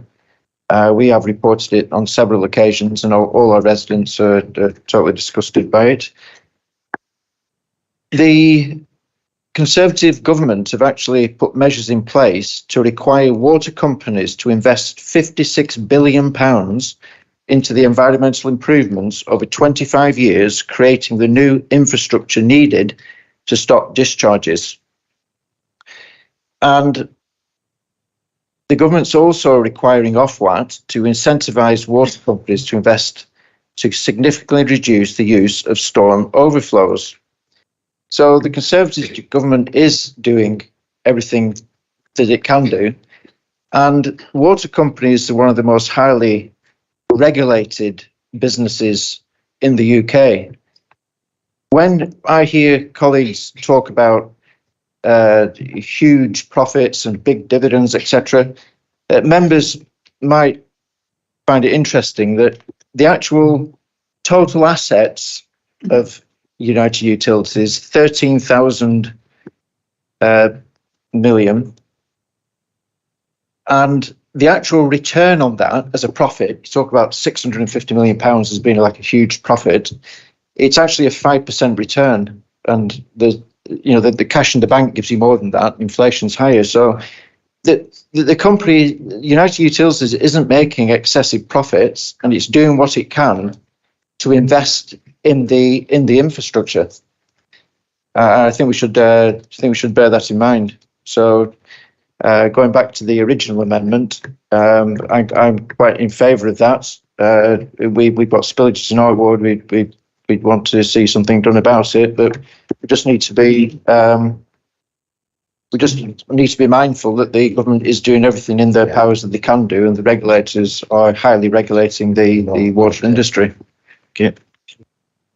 Yeah. It's, if you want to ask Matthew I know. wants to give way to. Okay, thank you for that, Councillor Bretherton. Councillor Karen Walton. Thank you, Mr. Mayor. Well, after listening to a party political broadcast by Councillor Matthew Tomlinson, my response is the government has massively increased action on water quality by the Environmental Target Regulations 2023. The new regulations are laid out to create new legally binding targets for water to reduce pollution, such as the pollution from agricultural land and storm waterfall discharge. Water is one of our most precious natural resources, and so we should protect it. The government, through the Levelling Up and Regeneration Bill, will place a duty on water companies in England to upgrade waste treatment works to the highest achievable technology levels. The targets set are ambitious and will have significant impact on the delivery of improvements to the water environment we all live in. We did agree with the initial notice of motion, and it is a concern to all our residents. Nobody wants to see any pollution in this. So with that, perhaps we should be writing to Ofwat and United Utilities, as well as the Secretary of State, with our concerns over what is happening to our water in our area. Thank you. Thank you for that, Councillor Walton. Sorry. Right, so I've got two speakers left. Councillor Matthew Tomlinson, he actually put forward the motion, but would you give way to Councillor Jackie Alty, and then I'll allow you to sum up because there's nobody else there. Sorry. Okay, first of all, I'd like to say thank you for the original proposal, because it actually allowed us space to develop and build on and strengthen the work that's needed. Councillor Bretherton gives a rosy glow to the picture presented, as does Councillor Walton, with words like incentivise, dismissing what is almost certainly legalised dumping of waste in our waterways. In terms of, no, we don't have another choice. We have to use the facilities provided. And I would like to state, and I'm surprised that nobody's actually, or maybe one person did refer to it, that a bill was sent through government, and the current MP, Catherine Fletcher, Conservative, for South Ribble, voted in favour of the current standards. These current standards are what we are fighting to strengthen and actually manage in a way that leads to a healthy public health situation, not one that weakens it. So I just want to say the original amendment is great, but the original motion is great, but the amendment is better. I will be supporting it. Thank you. Okay, I did say after that I would go to summing up. Okay. Councillor David Howarth has come up on my screen. Do you want to give way or sum up? Thank you. Councillor Howarth. Thank you. All I was going to say was that there used to be a concept of friendly amendments, and we haven't been asked if we would be prepared to accept it. I do find it very disappointing that you have to name check your political party, because I think everybody in the chamber would appear to be singing off the same hymn sheet. And quite frankly, I doubt if the new Secretary of the Environment, whoever he is, knows who the council leader, or it's a he actually, whoever he is, I just can't remember his name, has got the faintest idea who the leader of this council is, and vice versa. So normally it would be the chief executive that writes to express the contents of a motion, but if it has to be Councillor Foster, then so be it. I say it's very disappointing that you have to try and inject party politics into this. However, we're bigger than that, so we'll accept it. Thank you. Thank you, Councillor Howarth. I do apologise there to you, Councillor Howarth. So to sum up, we have Councillor Matthew Tomlinson. Thank you. Well, I'm grateful for Councillor Howarth's intervention, and maybe for future references, I will take note of some of what he said. I do have to say I'm astounded that Councillor Mr. Smith would think that I would even nearly put a notice of motion forward, an amendment forward that would then be ruled out of order. I'm also astounded that he wouldn't think I would check with the Chief Executive 2 days before the meeting to ensure that it wasn't out of order. Clearly, I understand how these things work better than he does. I think the comments we've heard from this side just illustrate exactly why more needs to be done and stronger and harder, because we've heard, oh yes, something must be done. Something must be done. As though the government hasn't been running the country for the last 13 years. Something must be done, something must be done, but please don't make it political. Something must be done, something must be done. You should write to Ofwat, you should write to United Utilities. We want to write to the government, but if the Tories think we should write to Ofsted and Ofwat, sorry, and so years and years as a school governor coming through there, and United Utilities will do so. I'll finish off by just quoting one statistic. When the water companies were privatised, they were debt-free. They now hold debts of £54 billion. And those who follow the news will remember that last year, Thames Water almost had to be rescued by the government because it couldn't fund its own debts. Just remember that figure, £54 billion in debt. Since privatisation, the water companies have paid, ta-da, 57 billion in shareholder dividends. 54 billion in debt, but they've paid 57 million in shareholder dividends. This is not a true market, as both councillors Howarth and I nearly called you Ange then, Councillor Turner have said, this is not a market. You cannot go out and choose who you wish to supply your water. If you live round here, it's United Utilities or die, basically, because we cannot survive without water. It's not a true market. I can't read. Oh, I want to correct one thing before I sit down. Councillor King, in his attack on Councillor Foster, talked about his ego. This notice of motion amendment was written by me. It was written by me. And I thought it would be stronger if the letter came. It just said council resolved. And I thought it would be stronger if it said the leader of the council. Now, Councillor King can like that or not, but I wrote the amendment.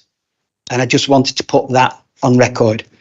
Again, I will take some learning from what the Lib Dems have said, because I'm sure we're going to be here on several issues over the next 12 months or so. But I'm glad to hear that we're getting support from across the chamber. Thank you. Thank you, Councillor Tomlinson. So, you've all had the sheet, the amendment of motion. We are going to move straight to the vote on the amendment of motion. So, if you agree with the amendment of motion, please press for, abstain, or against. Vote for if you agree. Thank you. Press your buttons. And now.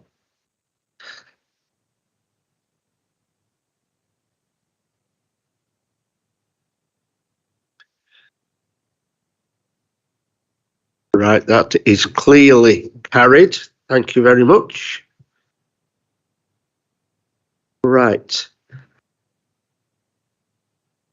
Do people wish to discuss the motion as amended, or would they prefer to move to the vote?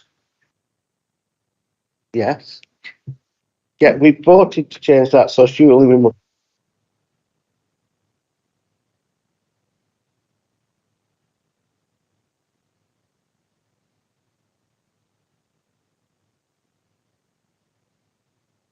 Right. Okay. Right, well, that's accepted then. We move on. You agree? We move on? Okay.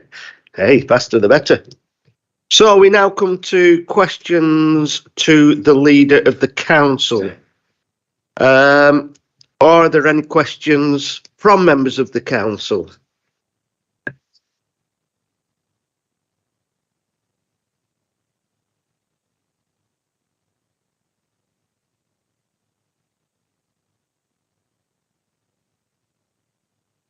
The amendment was incorporated into the substantial vote. Now, there's two reasons why it's been carried. Firstly, it's added to the substantial vote. You've not just accepted just that wording, you accepted the substantial vote as amended. And the second reason is Councillor Howarth indicated it had been accepted by the initial proposer of the motion. So in some respect, it became the substantive motion. There was no amended motion. So in any event, that wording has been accepted as part of that motion. I will take it, Michael. Yes, Councillor Green. Sorry, there was confusion because my understanding is when it was accepted by the Lib Dems as a friendly amendment, that should have been the one and only vote. But then the vote was clearly taken on the amendment only. So that's why I think there was certainly some confusion on this side of the chamber. I was voting on the amendment only, not on the substantive motion as a whole.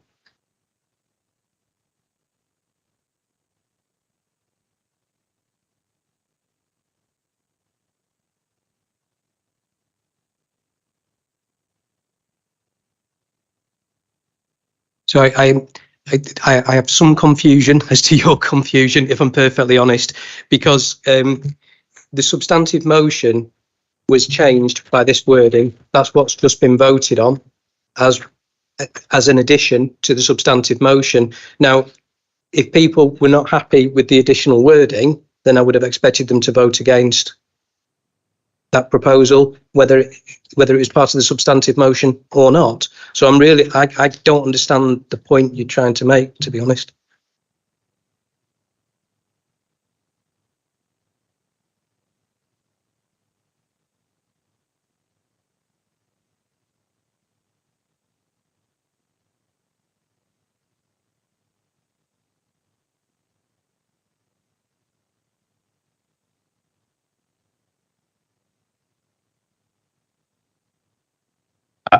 I am being told that the substantial falls away because it's been voted on. So I've got this from the top team. I've got it from the legal. I'm sorry, and I am going to move on.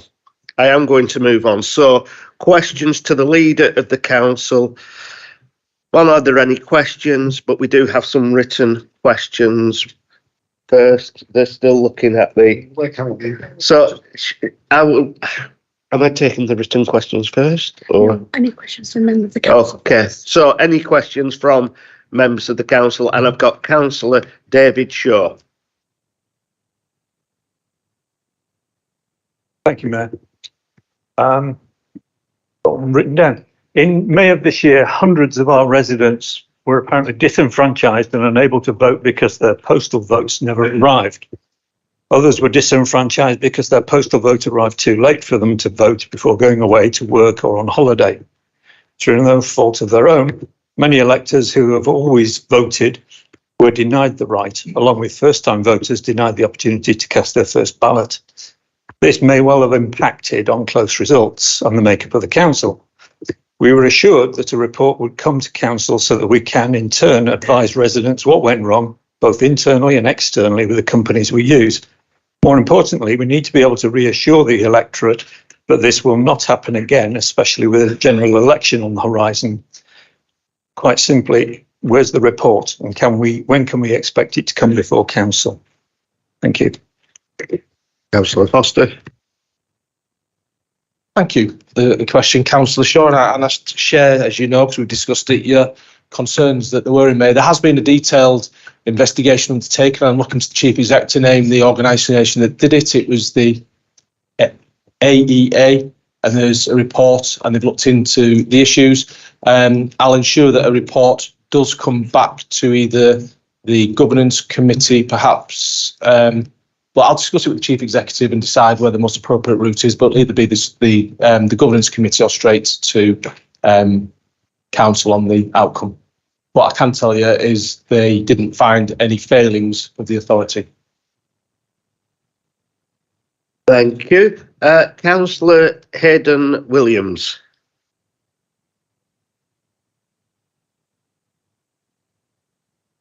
Thank you very much, Mr. Mayor. I will be brief as I got told off last time.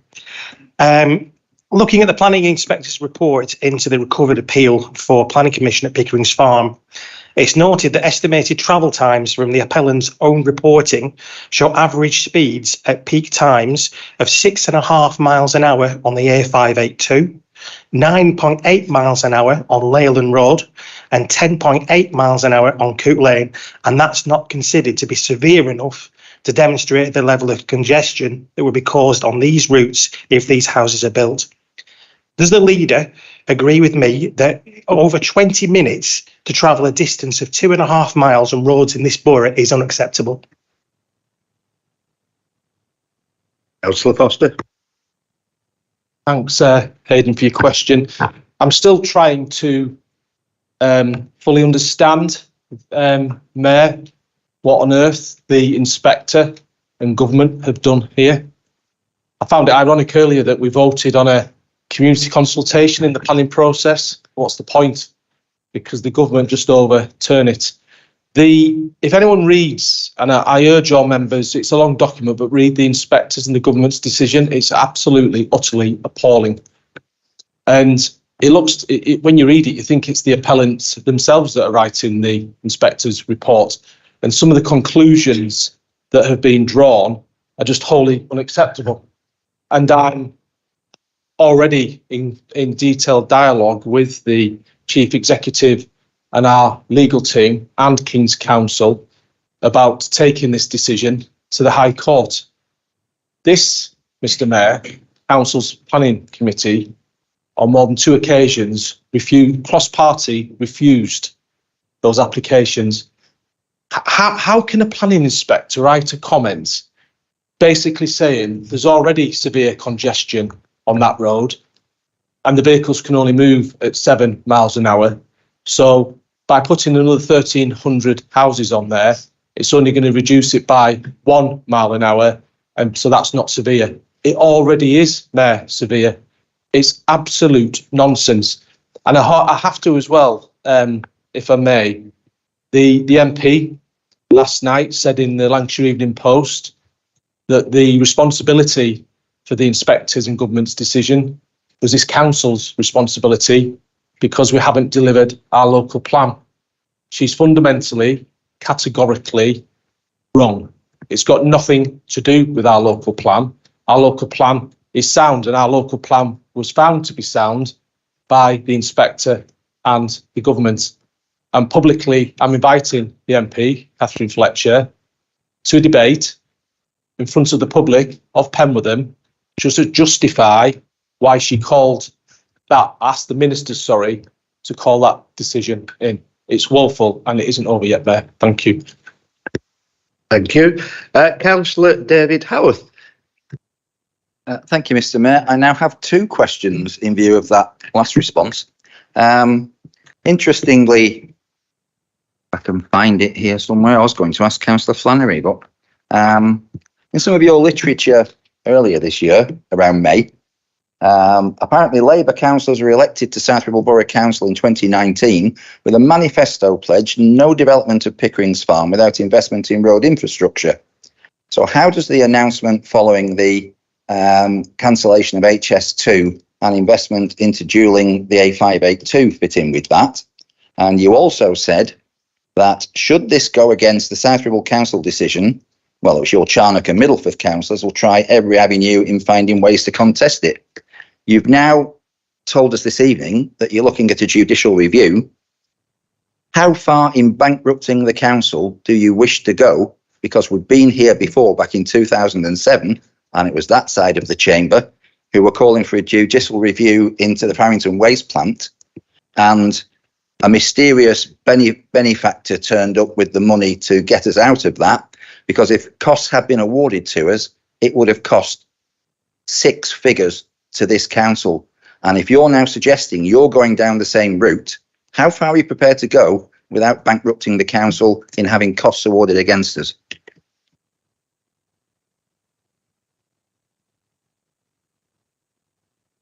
There that a judicial review would bankrupt this council. The judicial review would not bankrupt this council. As leader of this council, I'll always put the residents of Penwortham and the residents of South Ribble first.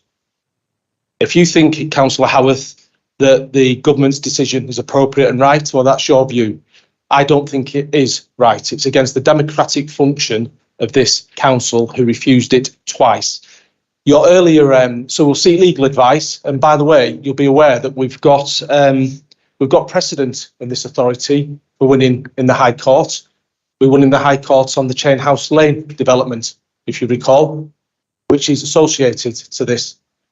And we got our costs back, Councillor Howarth, and it didn't bankrupt the council. I will not bankrupt the council. As you're well aware, over the past 5 years, we're in a very strong financial position due to the diligent way we manage the council's finances. Regarding the funding for the 582, which I think was your first part of the question, that's about the fourth announcement that the government has made about the funding for the 582. I just hope they come forward now and fund it. But I have absolutely no confidence whatsoever that that will be the case, because the budget figures that they've published within the with the paper that was presented to council to Parliament, were wrong. To fully dual the 582 from Penwortham down to the roundabout and across the motorway to the 65, which is what's required, will cost way in excess of £110 million. The government is offering up to 50 if they come through with it. But as you know, Councillor Howarth, you've been close to this with me, we discussed it many times. They've been promising that money for years and years and years, and we've never seen it. Supplementary. At no time did I say I was in favour of this. I'm not. And at no time did I suggest that it was guaranteed that you would bankrupt the council. What I raised was the risk of having costs awarded against us. I didn't say they would be. It's a risk. So we need to bear that in mind, depending on what action you decide to take. And whatever action you decide to take, we keep having this reference to this brave new world we're going to have under a Labour government. I'm presuming that if you're a member of this brave new world of a Labour government, you'll be supporting your leader Keir Starmer when he bulldozes through planning legislation and brands the people like the Bee Lane Action Group as NIMBYs. You're letting that go, thank you.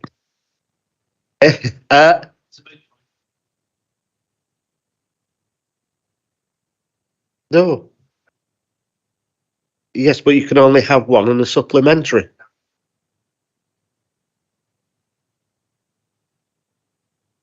What?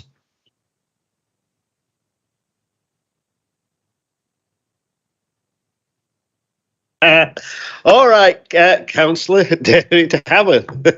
I assure you, I have one more question. Is the leader satisfied that this council operates in an open and transparent manner where residents can be assured that expenditure of their council tax is subjected to financial scrutiny, due diligence and appropriate prudential checks?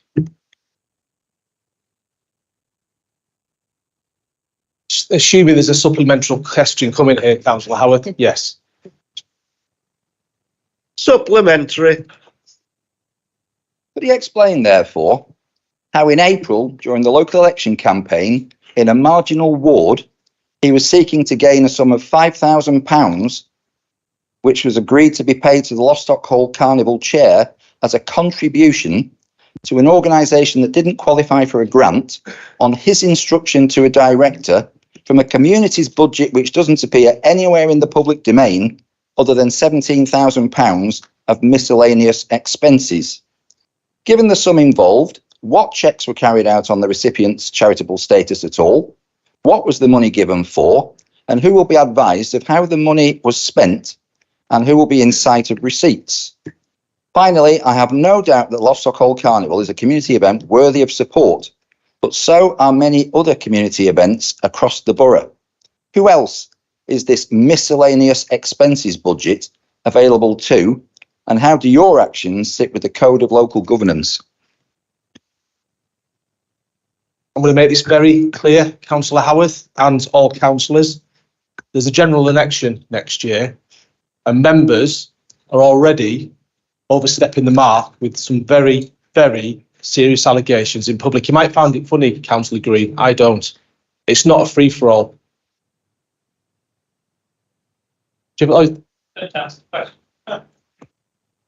Mr. Mayor, I will answer the question. Every single decision that is made in this council is made appropriately in line with the strict governance arrangements of this authority. Some of the statements that Councillor Howarth has just made there are quite libelous, and I'll speak into the monitoring officer after this meeting.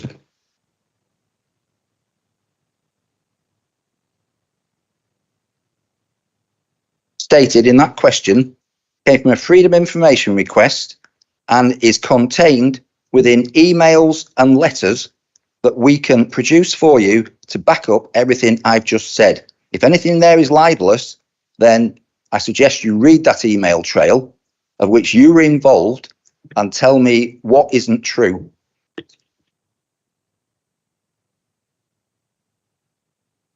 Yeah, I think enough's been said on that. We have two written questions. The first one is on Royal Flush Vapes. I'm sure you've all seen the written question. Do you want to reply in writing? Verbally, obviously. Thank you, Councillor This Foster. is surrounding, it's from former councillor Derek Forrest. What's relevant here, ladies and gentlemen, is two things. Former councillor Forrest was on the Leyland Town Team Board. It's the Leyland Town Team Board that are wholly responsible for the delivery, organisation and payment for anything to do with the light switch on.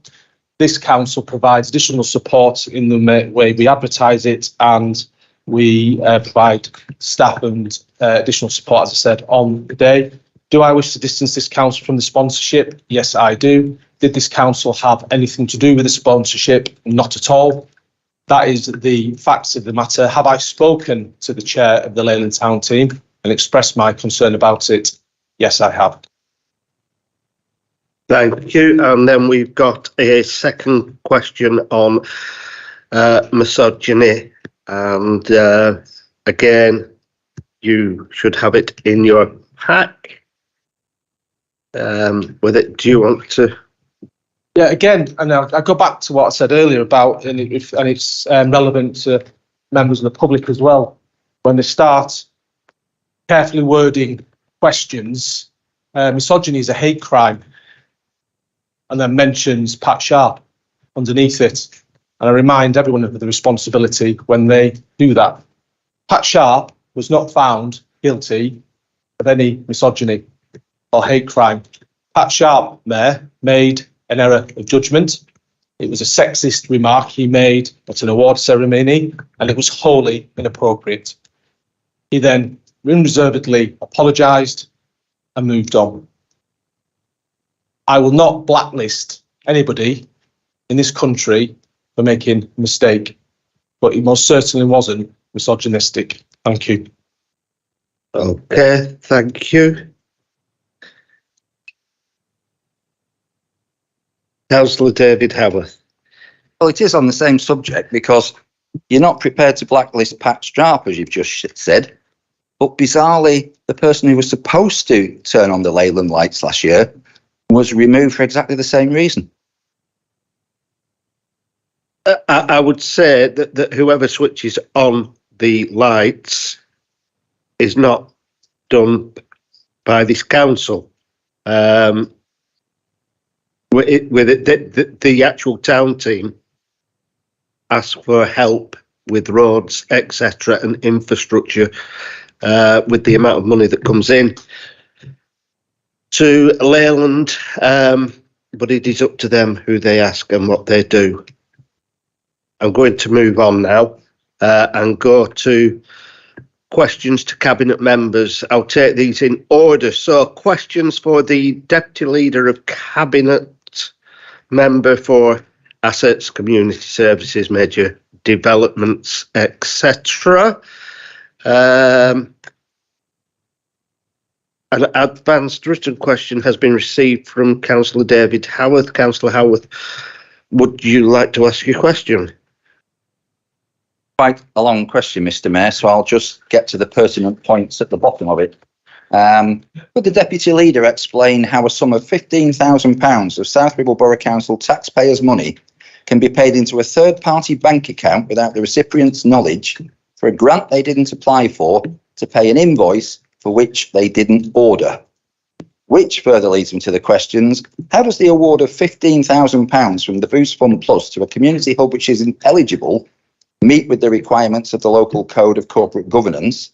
And how does this attempt to circumvent financial regulations sit with public perception and the ethical standards set out in the Nolan Principles, especially as the scheme was prominent in political literature during the recent local elections?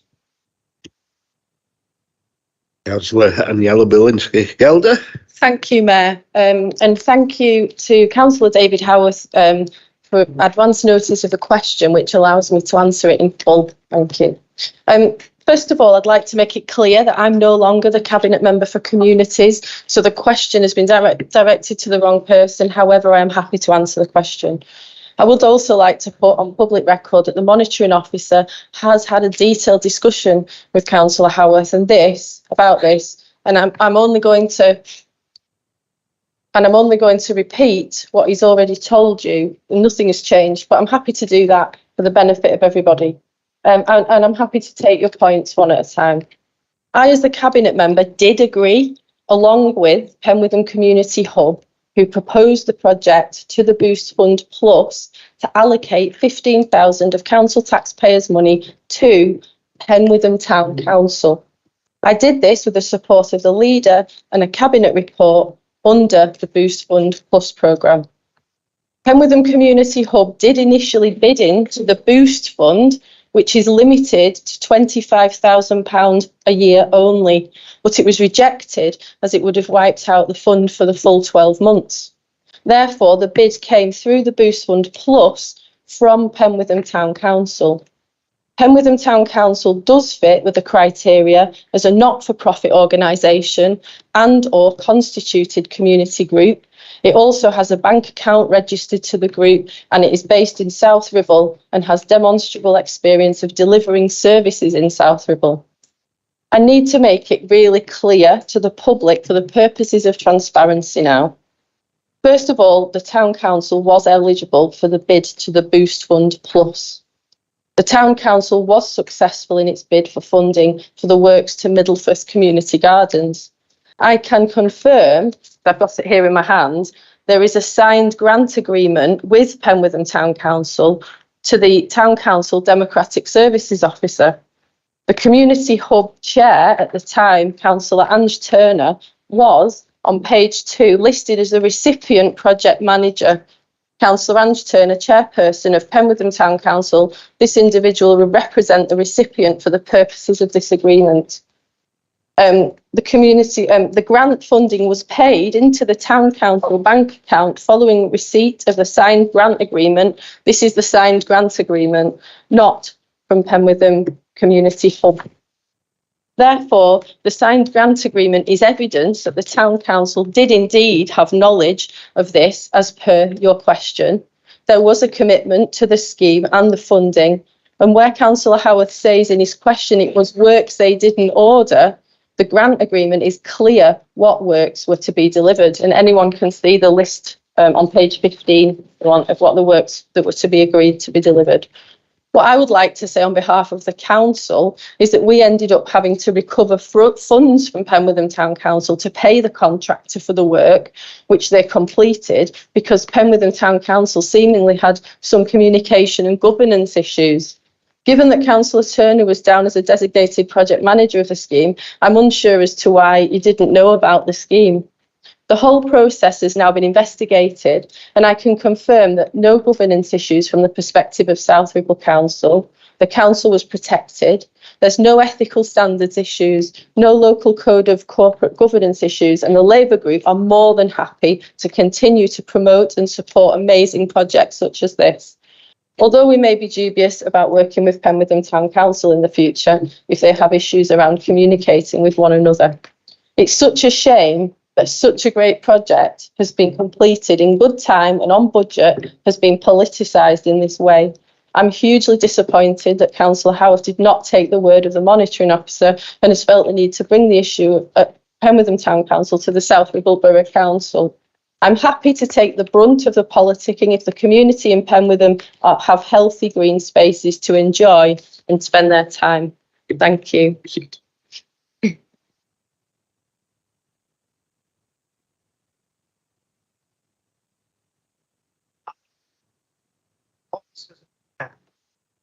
Carry out an investigation and come back to me with the outcome and the answers. And if any of those officers had come back to me with any of that information you're claiming now, which is complete news to us, I would have taken it further with the town manager. I have sat with the town manager at Penwitham Town Council on numerous occasions, and she is adamant that no application was ever submitted from the town council. You may well have documentation that I have no idea what that is, because I've certainly never seen it. And what a great shame, therefore, that we have a senior management team who can't make that available to me after I've requested an investigation, and you now sit there producing documents that none of us know anything about. So I've been on Penwitham Town Council 28 years. I have no knowledge of that whatsoever. That has never been in front of the town council, and nobody on the town council, because the council is its members, not its democratic services officer. No members of the town council have ever agreed that. If you're so adamant that there is an agreement in place, then why doesn't the town council manager know anything about it? Why, when we raise questions at town council meetings, did none of your cabinet members, let alone the town manager, say, no, actually, we've got an agreement for that? Because you've got 3 cabinet members sitting on Penwitham Town Council. So I'm sorry, why, when I asked for a report and an investigation, was I not given the outcome? And you say a conversation took place. Well, if it did, I've got no recollection of it, which raises further questions. So if you would like to make that documentation available to me, which any of the senior management team could have done over the past 4 months, I will investigate it further. But I've had to bring it to council because I couldn't get an answer. Yeah, thank you. I'm going to move on. The monitoring officer has informed me he had a conversation with you, and quite a long one. Should you want to pick up the paperwork after this meeting, please feel free. It will be made available to you. No problem. Okay. But I am now moving on. Are there any questions from members of the council? Sorry. Yeah.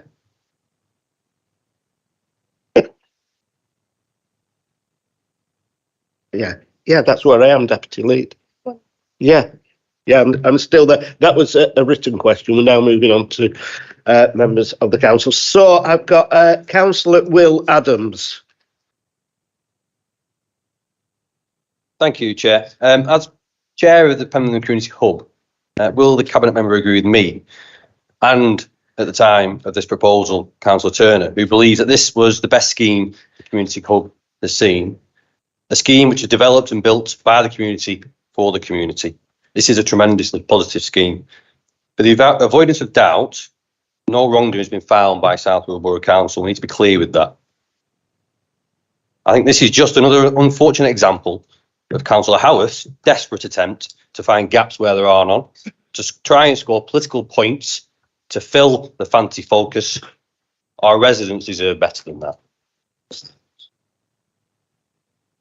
Councillor Bilinski-Gelder. I think, yeah, thank you for your comment, and I agree. I just want to make it clear that when I was the Cabinet member and this grant scheme was under me, I made it clear to the officers that every cross or tick and all that had to be in place, because I didn't want to give money out to the wrong people and that. So I just want to say thank you for your comment, and I agree with you, Will. Thank you. Thank you. Councillor Damien Bretherton. Thank you, Chair. Given that the council has got a net carbon zero emissions goal by 2030, have we prepared energy efficiency reports on all our commercial buildings, including our investment properties? If so, do we know what the ratings of each buildings are? And are there any plans to improve the energy efficiency ratings of those buildings? Thank you. Please feel free. For that. I mean, the only thing I can comment on really is the building conditions survey, which would take that into account. It's something we're looking at into the commercial strategy in terms of the buildings. But I do feel that that might have been a better question for the environment, cabinet member for environment. If you want to know any more, just write to me and I'll get any information you need. Thank you. Councillor Karen Walton. Thank you, Mr. Mayor. Unfortunately, I've raised this question on a number of occasions at council meetings concerning the car parking issues of the Hope Terrace car park in Ostercall and the negative effect of the introduction of the new regulations and ticket machine problems has had on the businesses in the Tardygate Centre. At a meeting I had with you, Councillor Billings-Gig-Elder and the Chief Executive on the on the 12th of October, you showed me this letter, which will be sent to all businesses dated the 5th of October, explaining the situation. And I've consulted with a number of businesses on Hope Terrace, and as of Monday of this week, none of the businesses had received this letter, and now I requested a meeting with the Cabinet member to explain what the effects of the introduction of the current regulations and ticket machine problems are having on their businesses, as customers are taking away their business to other areas where there are no parking restrictions or charges. Can I ask the Cabinet member when this letter is going to be sent to the businesses and request a meeting with myself and the business owners before the Tardygate Village Centre declines to a row of empty properties? Please. I'm going to repeat what I said at the last meeting mostly, which is that the car parking scheme is under review until January. And I did say at the last meeting that I'm more than happy to meet with you, which we did, and take any feedback which comes in, that will support part of the review going forward. The letter will only be sent to people that contact us, and that's our response to it. So we haven't, if we've not received it, we haven't had any correspondence from any local businesses, because that is the standard reply that we'll send to businesses until the review is to be undertaken. Hope that's okay. Thanks. To the businesses, they have contacted the council on a number of occasions concerning this, and I've certainly had meetings with officers on the car park, and I do understand they all know about the consultation, but I think a letter to all the businesses on Hope Terrace and the Tardygate area would have been beneficial, because they're just at a loss of what's happening and at their wits' end really with customers and having to support them. The machine doesn't work. It won't let you put the money in. The app doesn't work. So the business owners are having to support their clients in parking, and so they are leaving the businesses. And this is what I've been told, that there will be no businesses within the next few months if nothing is done as an urgent matter. Please do. Thank you. So I'm happy to send the letter out to anyone that contacts me, and if they have written to us, what I'll do is I'll ask the officers who we've heard from. No, I think that if they're that concerned and they write to us, then we'll reply to them. Okay, I have no further questions from the council. Is there anyone from the public who would like to ask a question? No hands going up, so we will move on. Question for the Cabinet Member for Finance and Public Protection, Councillor Matthew Tomlinson. Do we have? Okay, I have Councillor Ange Turner. Thank you, Mr. Mayor. Could the Cabinet member confirm that South Ribble Borough Council submitted returns to the government in respect to the COVID grant income as required, and that these grants were shown as being fully spent? As of sat here now, I can't confirm that. I'm more than happy to check. I have every confidence in our diligent and professional staff, but I'm not going to overpromise and underdeliver. I'm sure that even now someone is writing that down and we'll get you a written response. Thank you. Councillor Will Adams. Oh, sorry.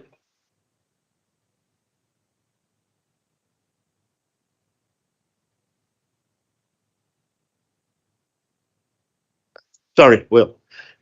Thank you, Mr. Mayor. Just a question regarding the Penwitham master plan and the fact that we were unfortunately not successful in our bid for the levelling up bid. Can I first of all thank you for your support in relation to this, but is there a solution to the funding challenge that we have moving forward?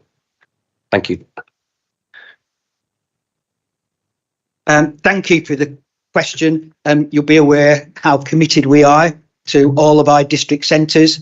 We put a significant amount of this council's own money to make the town deal in Leyland happen. We've had some exciting announcements recently on Lostercall around the playground and the skate park, and we've already identified £2 million towards the Penwitham master plan, and we'll be spending the first monies on that this year.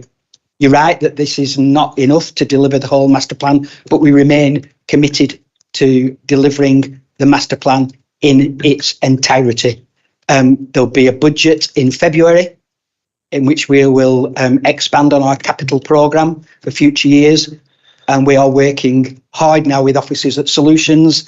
And I can confidently say that I believe Councillor Adams will be delighted to see the capital programme that we are going to put forward to this council in February, where we will, by hook or by crook, fully fund the Penwitham master plan. Thank you. Councillor Damien Bretherton. Thank you, Mr. Mayor. I'm just curious about a comment that you made during the notice of motion debate. I might have misheard, but you mentioned that United Utilities had £54 billion worth of debt. I'm not just sure I was hearing right. I had to check because that seemed quite a lot of money to me. And according to the latest report from United Utilities, the total debt is £8.4 billion. So I just wanted clarification on what you actually said or where you got your information from. Thank you. Well, clearly, Mr. Mayor, either I'm not elucidating enough or Councillor Bretherton wasn't listening, because I said water companies have debts of £54 billion. So I hope that explains that. Okay, I've no other questions up now, so we will move on to Cabinet Member for Neighbourhoods and Where Service. Deborah Ashton isn't here, but if we can refer any questions if needed through Councillor Foster. There is nothing coming up on my screen, so I will move us straight on. Questions for Cabinet Member for Planning and Business Support, James Flannery. I think James has gone off now, but if we can ask any questions of Councillor Foster, who might be able to help us, or move it on. Am I missing? Pardon? Right, okay, yeah, I'll take it that way then. I'll go back in a moment.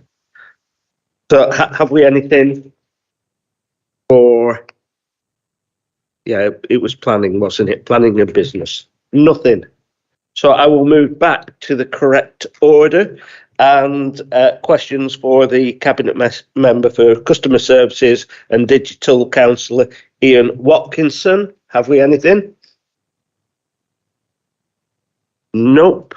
In that case, we will move on, and I believe we now have questions for the Cabinet Member, Community Wealth Building and Social Justice, Jackie Alty. Nothing. So that takes us to questions for Cabinet Member, Communities, Leisure and Wellbeing, Councillor Claire Hunter. And we have nothing there, which is smashing. We now go on to item 17. This item is for decision. Can I ask the Leader of the Council, Councillor Paul Foster, to propose that the press and public be excluded from the meeting? Yes. Is that seconded? Thank you. We go straight to the vote. For, abstain or against, press your buttons now. Thank you.